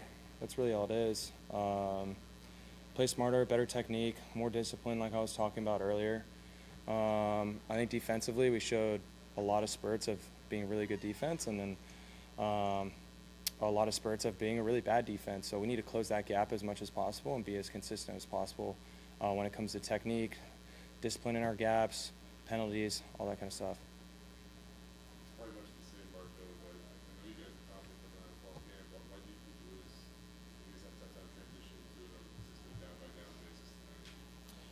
Yeah, I don't have a good answer for that. Guys that have been killing it in camp, offense have been killing it in camp, defense have been killing it in camp. We've been getting after each other. We've been working really hard. We've been prepping really hard. Just didn't show tonight. That's what I keep telling the guys. Really looked really out of character for us tonight. Didn't look like us, and so making sure we continue to relay that message throughout the team and come back next week with better attitude and just flush this game, learn from it, flush it, and move on. Thank you, guys. Hey, Matt Bauscher and Bauscher Real Estate. Appreciate him for his support of Bronco Nation News. We're going to hear from Matt Lauder coming up here in just a second. But I know everybody has 5 friends that are realtors, family members in town. But if you want someone that's going to fight for you every step of the way, I recommend Matt Bauscher, Bauscher Real Estate. We bought and sold our home using Matt and his team, and we were very happy with the service. So Matt Bauscher, Bauscher Real Estate, online at BauscherRealEstate.com. Hey, Ridley's Family Markets, shop Ridley's.com. 13 locations across the state of Idaho, surrounding states. Check them out as well, whether it's Treasure Valley, Magic Valley up in McCall. We appreciate their support. Download that Skip app. Get savings up to 40% off of the checkout line. That's Ridley's Family Markets. Hey, if you're looking for a job, how about the trucking industry? Transportation Compliance Service can help you every step of the way get into the trucking industry. And whether it's DOT, overweight permits, all the paperwork and things you need to get out there towing that first load in no time, they can help you out. It's a local company in the Treasure Valley helping out folks all over the world. Check them out online at Transportation Compliance Service. We do have a couple voicemails coming in, but I don't have any help getting them in the system, so we'll play them on the morning show tomorrow. If you have a voicemail, I know Tyler had one in there. I think there was a couple others. Leave us a voicemail, speakpipe.com/BNN. It's real easy to do. Just go to speakpipe.com/BNN. Leave us a voicemail on your phone, on your computer, and we'll play those tomorrow morning with Winston Venable on Bronco Nation News Live. It's brought to you by Signature Roofing, covering our community for more than 2 decades. Whether it's a re-roof, a repair, an estimate, or an inspection, they are online at mysignatureroofing.com. Back here live from, there we go. Back here live from, I hope you guys could hear me there. Live on Bronco Nation News from Raymond James Stadium. They already taken down all the South. Did you guys see, by the way, there were a couple of fans that stormed the field. They had the overrated chant going at one point. They had some fans storm the field. They have both goalposts got torn down because I guess they were worried fans were going to go take the goalpost down. So I guess there's some respect there when it comes to Boise State and folks thinking this was a big time win for South Florida, which it was. But the spread was only 6 points. I mean, it wasn't like this. The way they lost, yes, that was very surprising. But the fact that they lost and they're 0-1 wasn't necessarily that shocking when you're only a 6-point favorite on the road. So I don't think it was more just the way it happened to get, as Spencer Danielson said, their ass kicked 34-7. Those were his words, and hard to disagree with them. That certainly is the surprising part of it is how it went down. Defense, offense, special teams. And I said it earlier, but for me, it was just things that happened last year that were problems came back again. Poor tackling giving up too many explosive plays in the passing game. At times, DBs not turning their heads around on 50-yard passes. Special teams giving up a touchdown. No, explosive plays really at all on the offensive side in this game. That certainly was not an issue last year. Ashton Genty did most of that himself, but we talked about the need for more downfield passing this year, and we didn't see downfield passing. And yes, Spencer Danielson did actually say got their ass kicked. And so, a lot of the issues from last year were issues again tonight. And I think that is slightly concerning. As I said, tackling, certainly. Giving up big plays, certainly. Offense not getting explosive plays in the passing game was a problem again. And then special teams. They lose a special teams battle tonight, giving up a touchdown. And I know I said it earlier, and maybe Coach Sanford's in the chat. He can let me know, but I don't understand how a coach on the sidelines in the first game, some GA, somebody, isn't looking on the punts and saying, who is number 16? And they're looking at a roster going, oh, he's a QB. I mean, they got caught sleeping there. They had a freshman, and I get it. He's a freshman. You don't know much about him, but he was not listed on the roster as a punter. He was listed on the roster as a quarterback, and nobody saw it coming, and he makes a beautiful 40-yard pass down the field or whatever it was for a touchdown. So I just think that's inexcusable at this point, that you don't have some GA, some quality control person, something that was watching at that point when it happened and could say, well, who is number 16? Why is he, why? Oh, he's a quarterback. He's a quarterback, So I don't think that that to me is inexcusable. I think that it wasn't even like they had another punter on the field. They just had a backup quarterback, a freshman quarterback, stand out there and nobody caught it. And I don't know if they caught it too late or if they never caught it at all or what. And Spencer Danielson gave all the blame on that to Stacey Collins, but excuse me.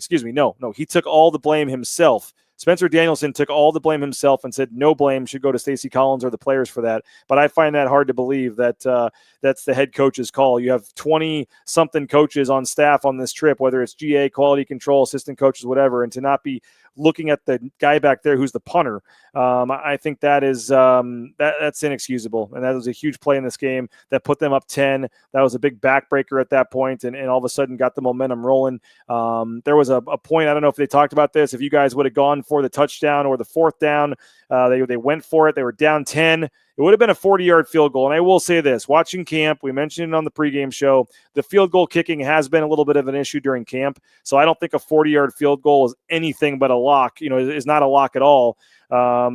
Maybe compared to how you felt about it last year with Jonah Dalmas. So it's a little easier than to say, oh, you could have taken the 3 points. It wasn't a guaranteed make from 40 yards. I'll just say that. And with what I've seen in camp, but it was 4th and 2. They decided to go for it, and they don't get it. It was a bad pass to Sire Gaines out of the backfield, and they don't get that one, and they end up turning the ball over on downs. South Florida comes down and scores again, and next thing you know, it's all of a sudden it's 7 points the other way, and the ball game's pretty much over. So not surprised to see the fire DeMario Warren, fire Stacey Collins crowd. I figured that'd be coming. I wasn't expecting to see folks wanting Brian Harsin back over Spencer Danielson. I think it's a little early for that talk, but it was just one of those games. They weren't ready to play. They got beat pretty bad, and we'll see what happens here, how they respond moving forward. But overall, just a very subpar, disappointing effort tonight. Not many positives at all from this one. National TV, a chance to make a statement, and you basically came out and laid an egg. I mean, this was a Andy Avalos-esque loss tonight, with the feeling that I have right now about this program and this team, and I think many that you have. Right now it was one of those you're probably feeling sick right now, and it was a loss. Like we're Boise State, we don't lose like this. And sure enough, I mean, that's what you're all feeling right now, right? Like they don't lose like this ever, and especially on national TV.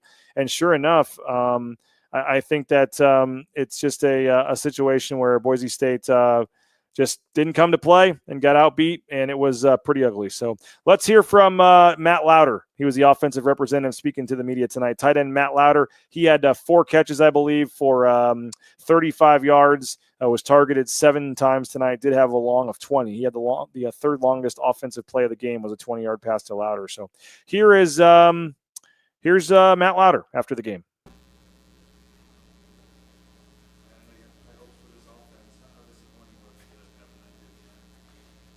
Yeah, it was. I mean, it was definitely frustrating out there on the field. And as a leader, you can't let that, get to the other players on the team because it spreads like a virus, and then everything goes downhill from there. So it's good to be put, in a situation like that. So next time, we're not operating at the level we need to operate at, we can fix it. And, we felt it before, so now we kind of understand how to fix it. And it's really frustrating because we have to move on from that game, but it just didn't go how we wanted it to. Like, pretty much everything went wrong out there, which is really frustrating. And we know as an offense we can fix that. It's just like the one-offs. The one-offs are what was killing us out there. We miss a block or we miss a pass, and that just puts you in a bad position. Fumbles, you guys had good drives going on all three of them. Yeah, Just how exactly. much more frustrating does it make it when you have that drive going and you can't finish it? Yeah, I mean, I think we knew, we had them, but the Broncos just beat the Broncos tonight, right? So that's all I can really say for that question. We were driving down multiple times, and we had turnovers in the red zone where we could have, easily score points. And it's just frustrating when that happens, and we know we can get that fixed.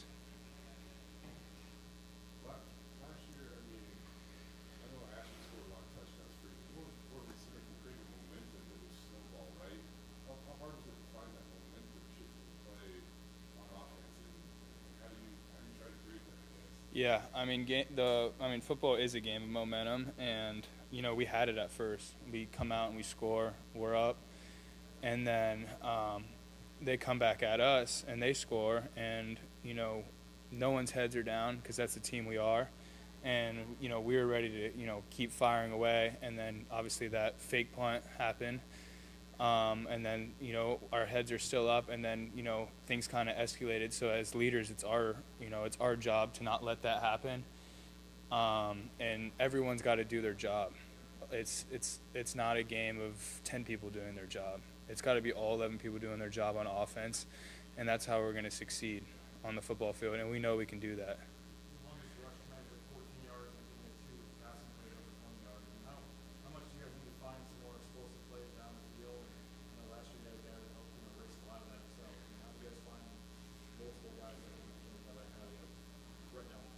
Yeah, like I said, we had those one-offs, and we have the guys who can be explosive.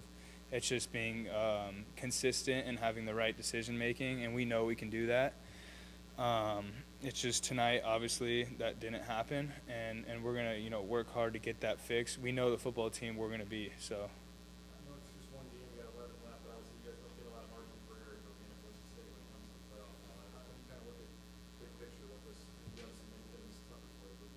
Yeah, I think I don't really look at the big picture. I kind of just look, at the next opponent and what we can fix from the last game. And that's how the whole team should do that. We're not going to get our head, we're not going to put our heads down knowing that we lost the first game. We're going to fix it, and we're going to keep working hard to, be 1-0 every week, and that's our goal. You mentioned that negativity that spreads like a virus on the guys. As a leader who's been here for a couple of years, what do you tell those younger guys? What do you tell the team to try and get that quick memory? Yeah, I think just being positive and saying positive things to them. Like we're still in this game.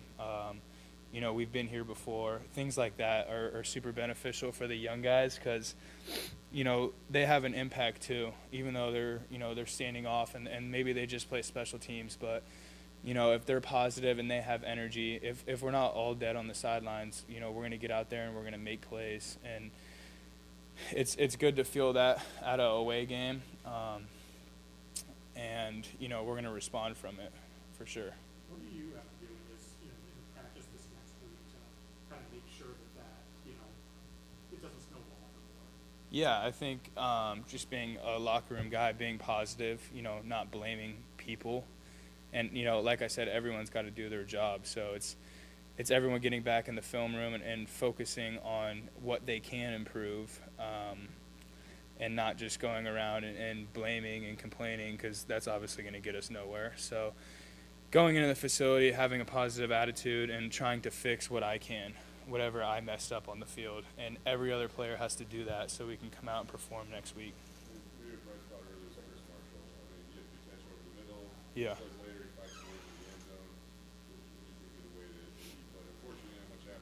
Yeah. Yeah, I mean, I think that's who he is, and that's who our offense is when we're operating at a high standard.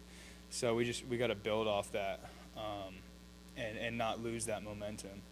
And we got to do it as a whole offense, right? The protection matters there. Chris doing his job, Latrell doing his job on that play in the red zone, super important. So, like I said, everyone executing their job, and we're gonna have to do that from here on out. Well, there he is, Matt Lauder, speaking with the media after the game. We appreciate him for jumping on. We're at an hour and 50 minutes here and going on the Jackson's Postgame Show on Bronco Nation News. We've still got a couple stories to write, some videos to post, so it's going to be a long night here in the press box. But you saw him in the chat. You guys wanted him to jump on, and nice enough to jump on for a couple minutes here is our man Mike Sanford. You get him. This is only for our loyal paying subscribers here.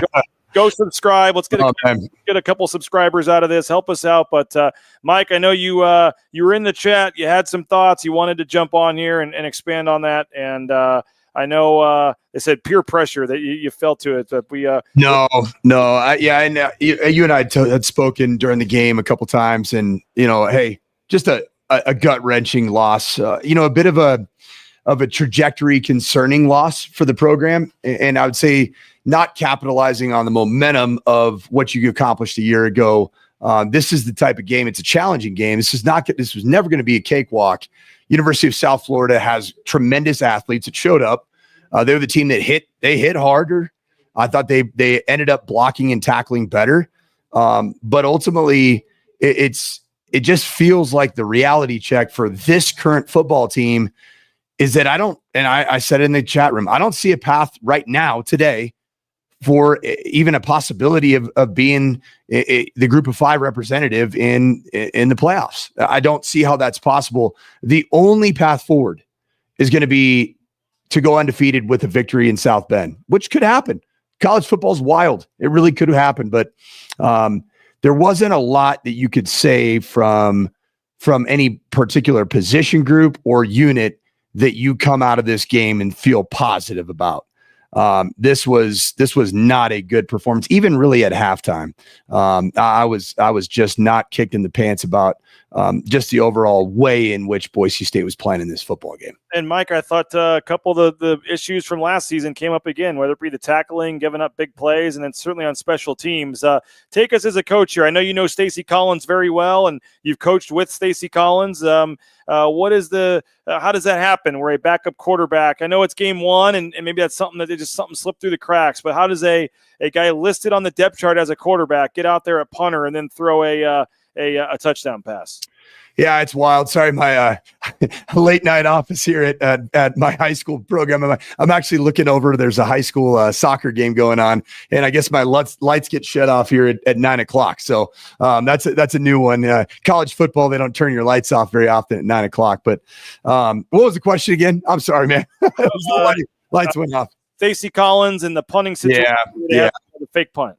Oh man, that's a tough one. And I can't tell you the amount of times I've been up in a press box and there are eyeballs on every single aspect of a punt unit, kickoff return unit. And if there's ever any outlier and you look out there, and I've heard countless GAs or quality control guys just start yelling, "Hey, 13's in at punter. Who's 13? Hey, I smell a rat. I smell a rat." And that to me is what obviously didn't happen, because that was an absolute piss missile of a throw. Now, that was a big time throw. I was watching the game with a couple of my coaches. In fact, Brock Heward, who's on the coaching staff here, has done a bunch of college football commentating for Fox.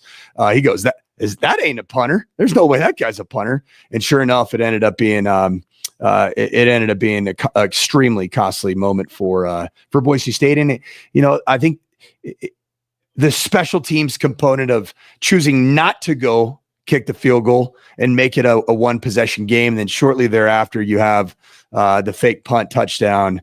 Boy, that's a tough pill to swallow. And you got to be able to have a kicker, man. It's not to me, it's not an excuse.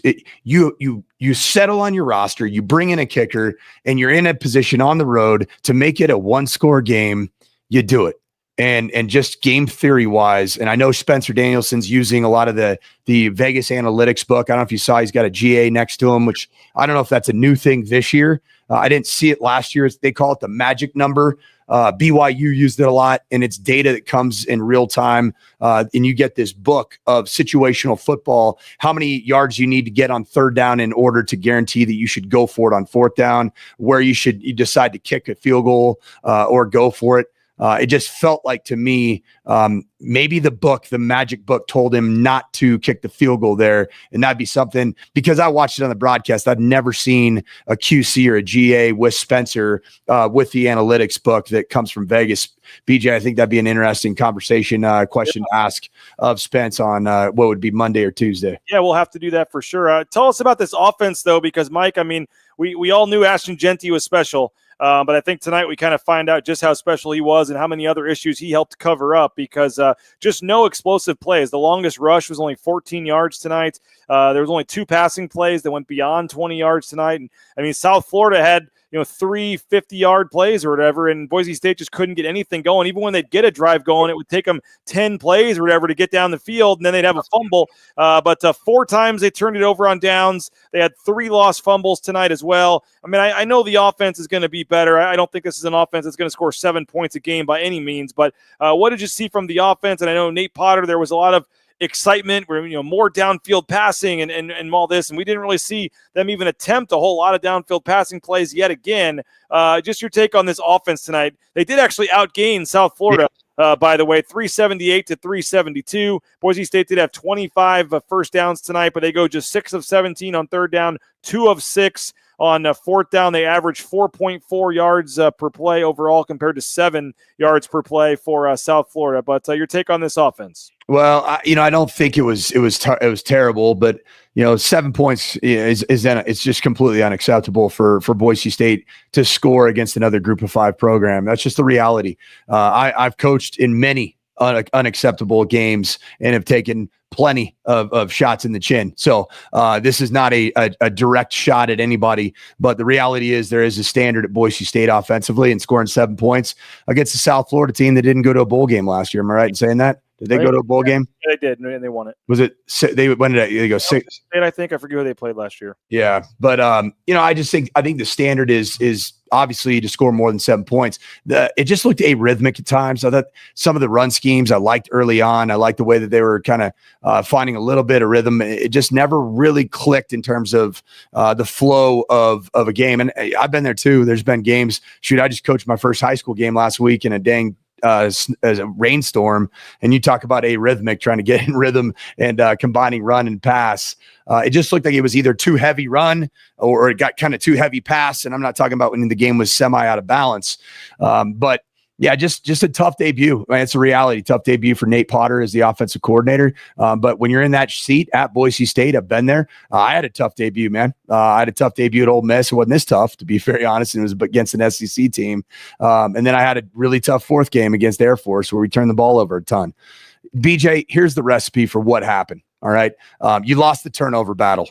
You lost the special teams battle. Therefore, you lost the field position battle. All right. And ultimately, I think that you really got you showed that South Florida had better conditioning down the stretch, and that's what 34-7 looks like. It's pretty clear. Oh, and you clearly lost the explosive play battle, as you brought up, BJ. Yeah, I mean, there's not a lot of positives to take from this one. I mean, even the homers that want to sugarcoat this. I mean, I guess you could say Chris Marshall, good to see him get a touchdown, but after he scored there early in the second quarter, he kind of disappeared and didn't have any catches. I was curious about this because Chris Marshall has all the talent in the world, and there's been some questions about just his availability, his stick-to-itiveness. Did you see anything that would lead you to believe there are any body language issues with Chris Marshall after the first couple quarters? No, I don't think so. He had the touchdown there early. That's a good sign. That's a good sign. I would have. I think you need to target your best players more, and I didn't understand. I mean, nothing against some of these guys here, but I'm not sure. Ben Ford, 5 targets. You had some other guys get targets in there. I would have gone, Matt Lauder only had 7 targets, 8 targets for Caples. I mean, they threw it 46 times tonight, so there were a lot of players with targets, but I think that there's too many guys getting in the running game too. I mean, I know they want to try to split it, but Sire Gaines, 9 carries, Malik Sherrod, 11.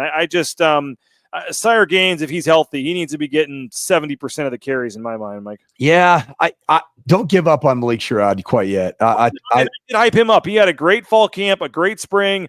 I like Malik Sherrod, the player. I just say this, I'm like, I don't like him as an up the middle kind of, but he's more of a screen pass, space. I thought they were trying to run him between the tackles way too much. Well, and I will say this, if you looked at the schemes that Ashton Genty was so successful with a year ago, a lot of it is the run scheme called duo, which is essentially it's double teams at the point of attack. It's power without a pulling guard. And it is a downhill run. And Ashton Genty was so dang good at it. I don't think that Malik Sherrod's a great duo runner. Where I think Malik Sherrod could find a lot of value, and Boise State has the ability to do this, is in wide zone. Running the outside zone play, having four-step decisions and cutting up. I think that's somewhere that Malik Sherrod could have some success. So, BJ, I am my daughter's just getting back from her softball game down in Pueblo, Colorado. So I'm gonna duck out here, but I just I'll be joining you guys on Bronco Nation News on Wednesday to talk on Ball Talk and break every bit of this down and get ready to move on to Eastern Washington and then eventually to Notre Dame. So I appreciate you letting me come on. Sorry about the no lights and looking creepy right here. Power bill, yeah, come on. They're paying your salary now. They have trouble paying for the lights, I guess. No, they just have automatic shut off because they're not used to grinders that love ball. So anyway, thanks, man. Appreciate you, man. Yep, there he is, Mike Sanford. Appreciate him for jumping on, best in the business, and that was nice of him to have a little bit of time to want to jump on. And he's coaching high school, he's doing radio, he's doing ball talk, he's everywhere, and we always appreciate hearing from Mike Sanford. But I will just say this: there's not much to be excited about, quite honestly, guys. And here I am in the press box. I'll give you kind of a look at what we got going on here. You can see the field right here behind us, and we're just. It's an empty stadium, and it's kind of an empty feeling for Boise State fans right now. I mean, it's just so much hope, so much promise for this season. The favorite to get back to the Group of 5, and as Mike said, it is a real uphill battle now to try to get back in this Group of 5 race. You've got to, run the table, and other than beating, if you beat Notre Dame, sure, you're back right in there. But I don't think anybody can expect that right now. And you still got to go to Air Force, and you've got to play some other teams that I think could beat you. So it's an uphill climb for sure. They'll drop out of the top 25. They'll drop out of the they'll drop out of the national narrative, I guess, so to speak, right now. And Boise State fans will have to sit around for a couple days and watch highlights and hear all this national talk about. It's great when your team wins. My Jayhawks won the other day, and for a couple days I got to hear about how great they were. But when your team loses, and I've had that plenty, but when you're on the early Thursday game or the week 0 where there's not a lot of games, those Boise State highlights are going to be shown all over ESPN for the next couple of days, unfortunately. So I think it's just a rough one. I know it's kind of cliche. You just put it behind you and you move on. But really, for Boise State, you can't worry about the playoff right now. You can't worry about anything. You got to find a way to fix some issues. And let's be honest, you would expect it to look better against Eastern Washington. It better look better against Eastern Washington, right? But if it does that mean is it really better? Or it's better because it was Eastern Washington? Then you're going to have the bye week, and then you go to Air Force. So a lot of questions about this team. Where do the explosive plays come from? Where do they find someone that when they need a big play, who do they give the ball to? They just can't. Ashton Genty bailed them out so much last year. They don't have him now, and I think the reality is they need a guy or two that are ready to just say, give me the ball, and I'm going to get this first down. I'm going to make this play. And I just think that they don't have that guy right now. Maybe they do. He just hasn't kind of stepped forward at this point. But Chris Marshall gets a touchdown. I thought that was kind of good, but then he disappeared and didn't have another catch the rest of the game, I don't think. So tough one tonight, pretty much in all phases, all aspects. Boise State falls to South Florida, 34-7. You probably don't want to read about this, but if you want Nathan Carroll's takeaways, what the numbers say about this, you want my takeaways, go subscribe. $26.85 gets you a full year at BroncoNationNews.com. Mike Prater is going to have a column coming up this weekend where he's going to try to put this in perspective. So you want to read Mike Prater? We have our opening season deal right now, $26.85, a full year of coverage, 9 cents a day, $2.50 a month. If there was ever a time to jump in and subscribe, it's right now. And tomorrow we'll have the snap count article, the Pro Football Focus grades. I'm really looking forward to seeing what the snap counts were, how those were divvied up amongst the receivers and the offensive players and the defensive players. And then I'm curious about the Pro Football Focus grades as well. You see what the actual stats are, but how do these players grade out analytically? We're going to be able to give that to you guys the day after every game on Bronco Nation News. So tomorrow, Nathan Carroll will have the Pro Football Focus grade and the snap count story as well. You'll find only at Bronco Nation News. And so I'm going to go write a column. Prater's going to have a column. Nathan's got his takeaways. So a ton of post-game a ton of post-game coverage coming. And again, we appreciate everyone that has subscribed already. And if you want to jump on board BNN, I know now's not the time that you're probably fired up about this team in the future here, but certainly going to be a long season. There's a lot of games left to be played, and we'll be at every one of them, home, road, post-game, pre-game. We're going to be following this team, and we'll see what kind of improvements they can make. But obviously, a lot of improvements needed after that one. So appreciate you guys for checking us out and watching this show. Thank you, Tyler, for your kind words. Appreciate Nathan Carroll, Chris Van Sickle, Michael Callahan. They did a tremendous job there cannot wait to go back and listen to their show. They took the first hour or so from Uncle Bob's Pizza there in Meridian, and heard it was a great turnout there at Uncle Bob's. So hopefully folks will head to Uncle Bob's next week if you want to go to the road game there for Air Force in a couple weeks. Great spot, Uncle Bob's Pizza, and I appreciate all you guys. Tyler saying everyone go subscribe. BNN gets Mike on the fly, grinding out 2 hours in the press box. Appreciate you. Well, we're grinding out 2 hours after the game ended here. The game's been over about 2 hours. We still have probably another 2 hours in the press box here to post some videos in the photo gallery and get some more stories and things written. So we'll call it a night here at 2 hours and 6 minutes on the post-game show. Over 6,000 views on this one. Might be a record at this point. So we appreciate all you guys for your support of Bronco Nation News. And tough one. I get it, but and there's not a lot. I didn't. Folks want to accuse me of being a homer sometimes. Whatever. There was not much to like about this one.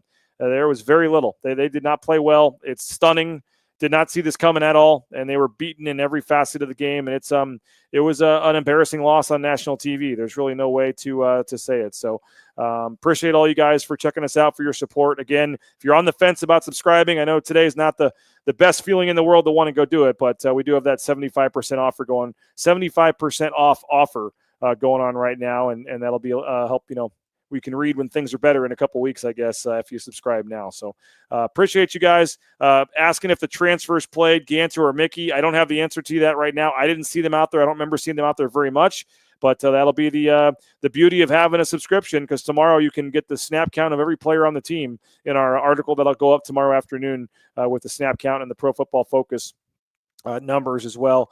Irby must be benched. I don't think he played great. Gave up a couple long passes. Banks had the penalty and then got beat on another play. So secondary did not play well tonight. No doubt about that. And that's going to be a long, quiet flight home, 5-hour flight back. A lot of film being watched, a lot of soul searching to be done to see how you get this thing turned around. But overall, so much praise for Nate Potter, and we just didn't see it offensively tonight. Just could not get any flow, any rhythm going offensively. First couple drives, they get the touchdown, you're thinking, okay, but just too many penalties. I think it was as the former ESPN announcer Mike Patrick once said, they just pulled the Plaxico Burress. They kept shooting themselves in the foot, and I think there's some truth to that. When you talk about the fumbles, you talk about some of the other miscues, the penalties, the offensive line, some of the false start penalties. I don't remember if they had a holding penalty or not, but just too many self-inflicted wounds tonight. You can't lose 3 fumbles and expect to win a game, especially when you don't get any turnovers on the other side of the ball. So you lose the turnover battle. You don't have any explosive plays on offense. You give up too many explosive plays on defense, and you give up a special teams touchdown. 34-7 is probably about the score that it should have been. I know it got away a little bit late, but I don't think you can sit on here and say, and that this was a close. Yeah, it was 10-7 at halftime, and it was close at halftime. I'll give you that. But overall, when you look at the stats and the score, I think 34-7 probably is about what it should have been in this one. So tough one for Boise State. They fall to 0-1. The home opener is Friday night against Eastern Washington. And again, we got 4 or 5 stories coming to the website. We got all kinds of coverage coming. The BNN team is going to be hard at work for the next several hours here. So when you wake up tomorrow or even later tonight, because it's only 9:18 back in Boise, you'll start to see stories and stuff come up on the website. And I haven't checked the message boards lately to see how many posts are in there, but I know our game thread at one point had, let's see where we're at now. Our game thread on the message boards has 499 posts right now, 11,000 views. So 499 comments in there. Jump on over there after this if you want to keep discussing, keep seeing what's going on in the game. There's all kinds of comments and things on the chat. So head on over to the message boards at BroncoNationNews.com. Continue the discussion there, and you can go ahead and subscribe as well while you're there. So we appreciate you guys. Why didn't Gaines run more? I don't know the answer to that. 9 carries is not nearly enough for me for Sire Gaines. I would have had him run a lot more. So appreciate you guys. Going to jump off and get to work here and get some stories done, and then we'll have plenty of coverage for you. We will have a show tomorrow, 9 a.m. We're going to have Winston Venable. Winston Venable is going to double dip, so we'll get Winston Venable's thoughts 9 a.m. tomorrow. So everyone, take a deep breath, go over to the message boards, continue the discussion, subscribe, and then sleep on it. And then tomorrow, 9 a.m., we'll see how it feels the next morning on Bronco Nation News Live, 9 a.m. tomorrow Mountain Time, 11 o'clock here in South Florida.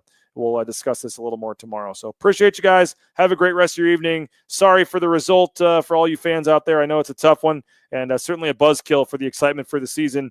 And nobody more than a website called Bronco Nation News wants to see the team do well for page views and subscriptions and all that stuff. So certainly a big buzzkill all around tonight. But we'll see how they can respond. And still a lot of season left, and certainly everything's still in front of them, but certainly a much bigger uphill battle now than everybody was expecting at this point. So appreciate you guys. Have a great rest of your evening. We'll see you at 9 a.m. tomorrow. We'll see you over in the message boards, and we'll see you on that subscription page to BroncoNationNews.com. Hit the like button before you get out of here. Help us in the algorithms, and make sure you're a YouTube subscriber as well.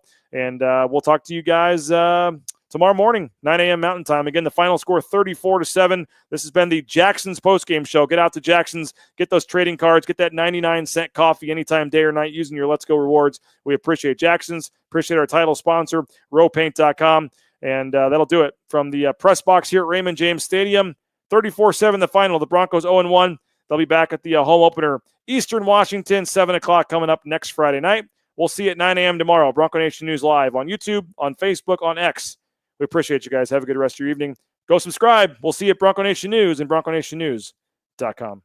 This crispy chicken is from a taco place. This crispy chicken is from a taco place? The taco place? Taco place. It comes in a burrito, too? From your taco place, it's also a chicken place that's also a taco place.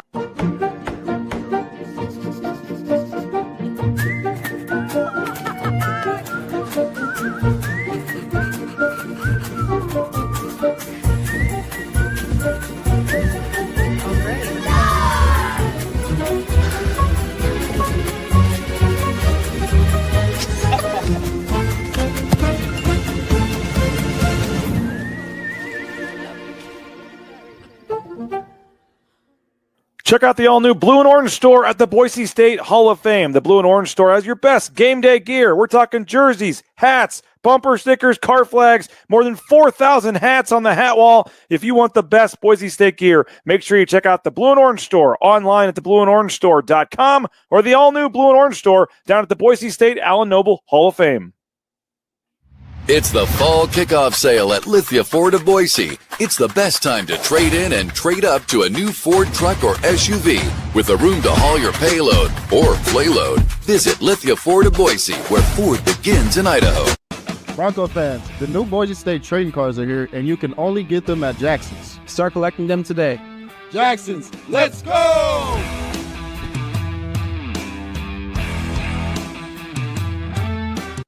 And final blade of grass. Done. And done. Who knew it'd take 2,007 man-hours to paint 47,962,053 blades of grass? Smells like game day. Whoa, it's not dry yet.